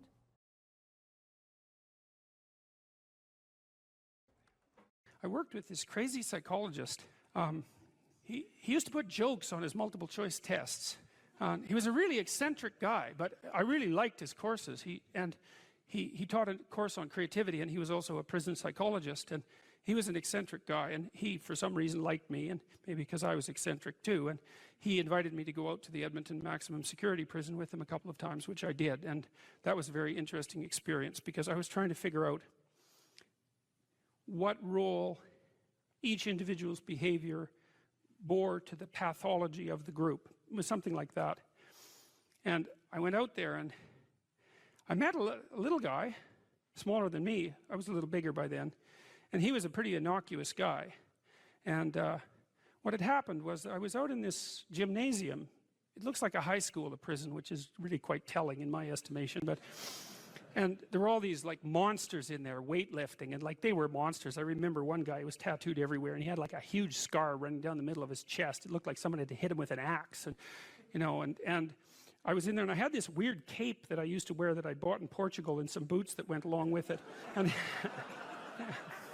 yeah, it was like an 1890s Sherlock Holmes cape, and it was really like it was from the 1890s because this little village was up on a hill. It was a walled city on a hill, and they sold these things, and I don't think they'd changed the style since 1890, and so I thought they were really cool, and so I was wearing that, which wasn't perhaps the most conservative garb to don if you're going to go to a maximum security prison. So anyways, I was in the gymnasium, and the psychologist left, and God only knows, I mean, that's what he was like, and all these guys came around me, you know, and they were offering to trade their prison clothes for my cape, and it was it was like I was being made an offer I couldn't refuse, you know, and so I didn't really know what to do. And then this little guy said something like that the psychologist sent me to come and take you away or something like that. And so I thought, well, better this little guy than all these monsters. So we went outside the gym through some doors, like school doors. We went outside the gym into the exercise yard, I guess, and we were wandering along, and he was talking to me, and he seemed like a kind of an innocuous guy. And then the psychologist showed up at the door and motioned us back, and so, which was kind of a relief. And so I went into his office, and he said, you know that guy that you walked out in the yard with? And I said, yeah. He said, he took two cops one night, and he had them kneel down, and while they were begging for their lives, he shot them both in the back of the head.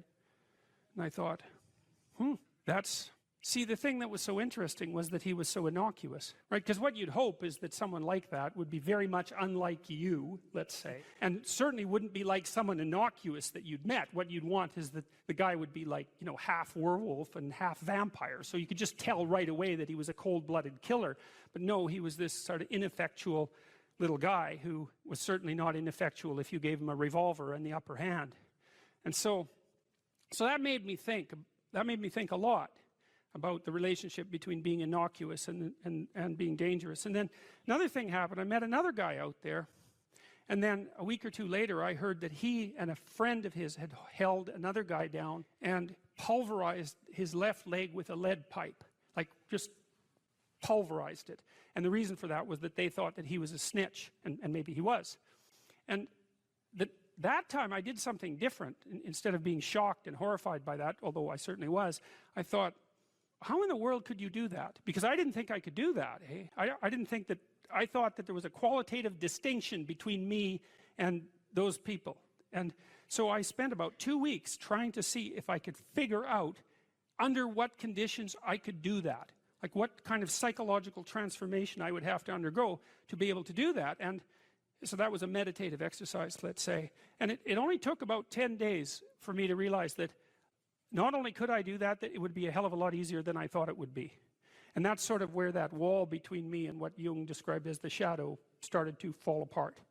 And that also was very useful because I started to treat myself as a somewhat different entity because I hadn't been aware up to that point, you know, because I thought I was a good guy.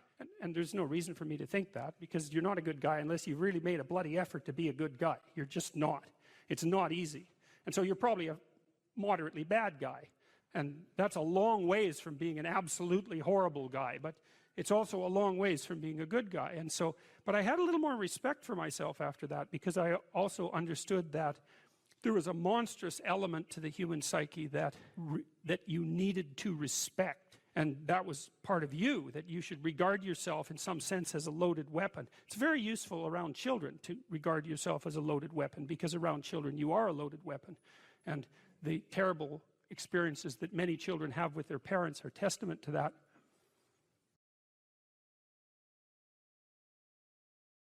Why be literate? Do you want to be competent and dangerous, or do you want to be vague and useless? Because those are your options. And I don't care what your job is.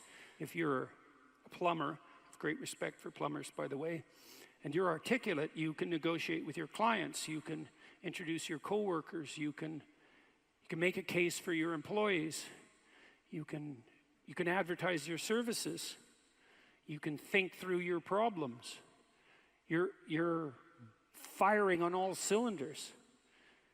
You know, our whole culture is based on the idea of the supremacy of the word. Our whole culture is based on the idea that it is the word itself that extracts habitable order from chaos and possibility. And the reason our culture is predicated on that is because it's a deep truth. And to the degree that our culture actually embodies that, it works.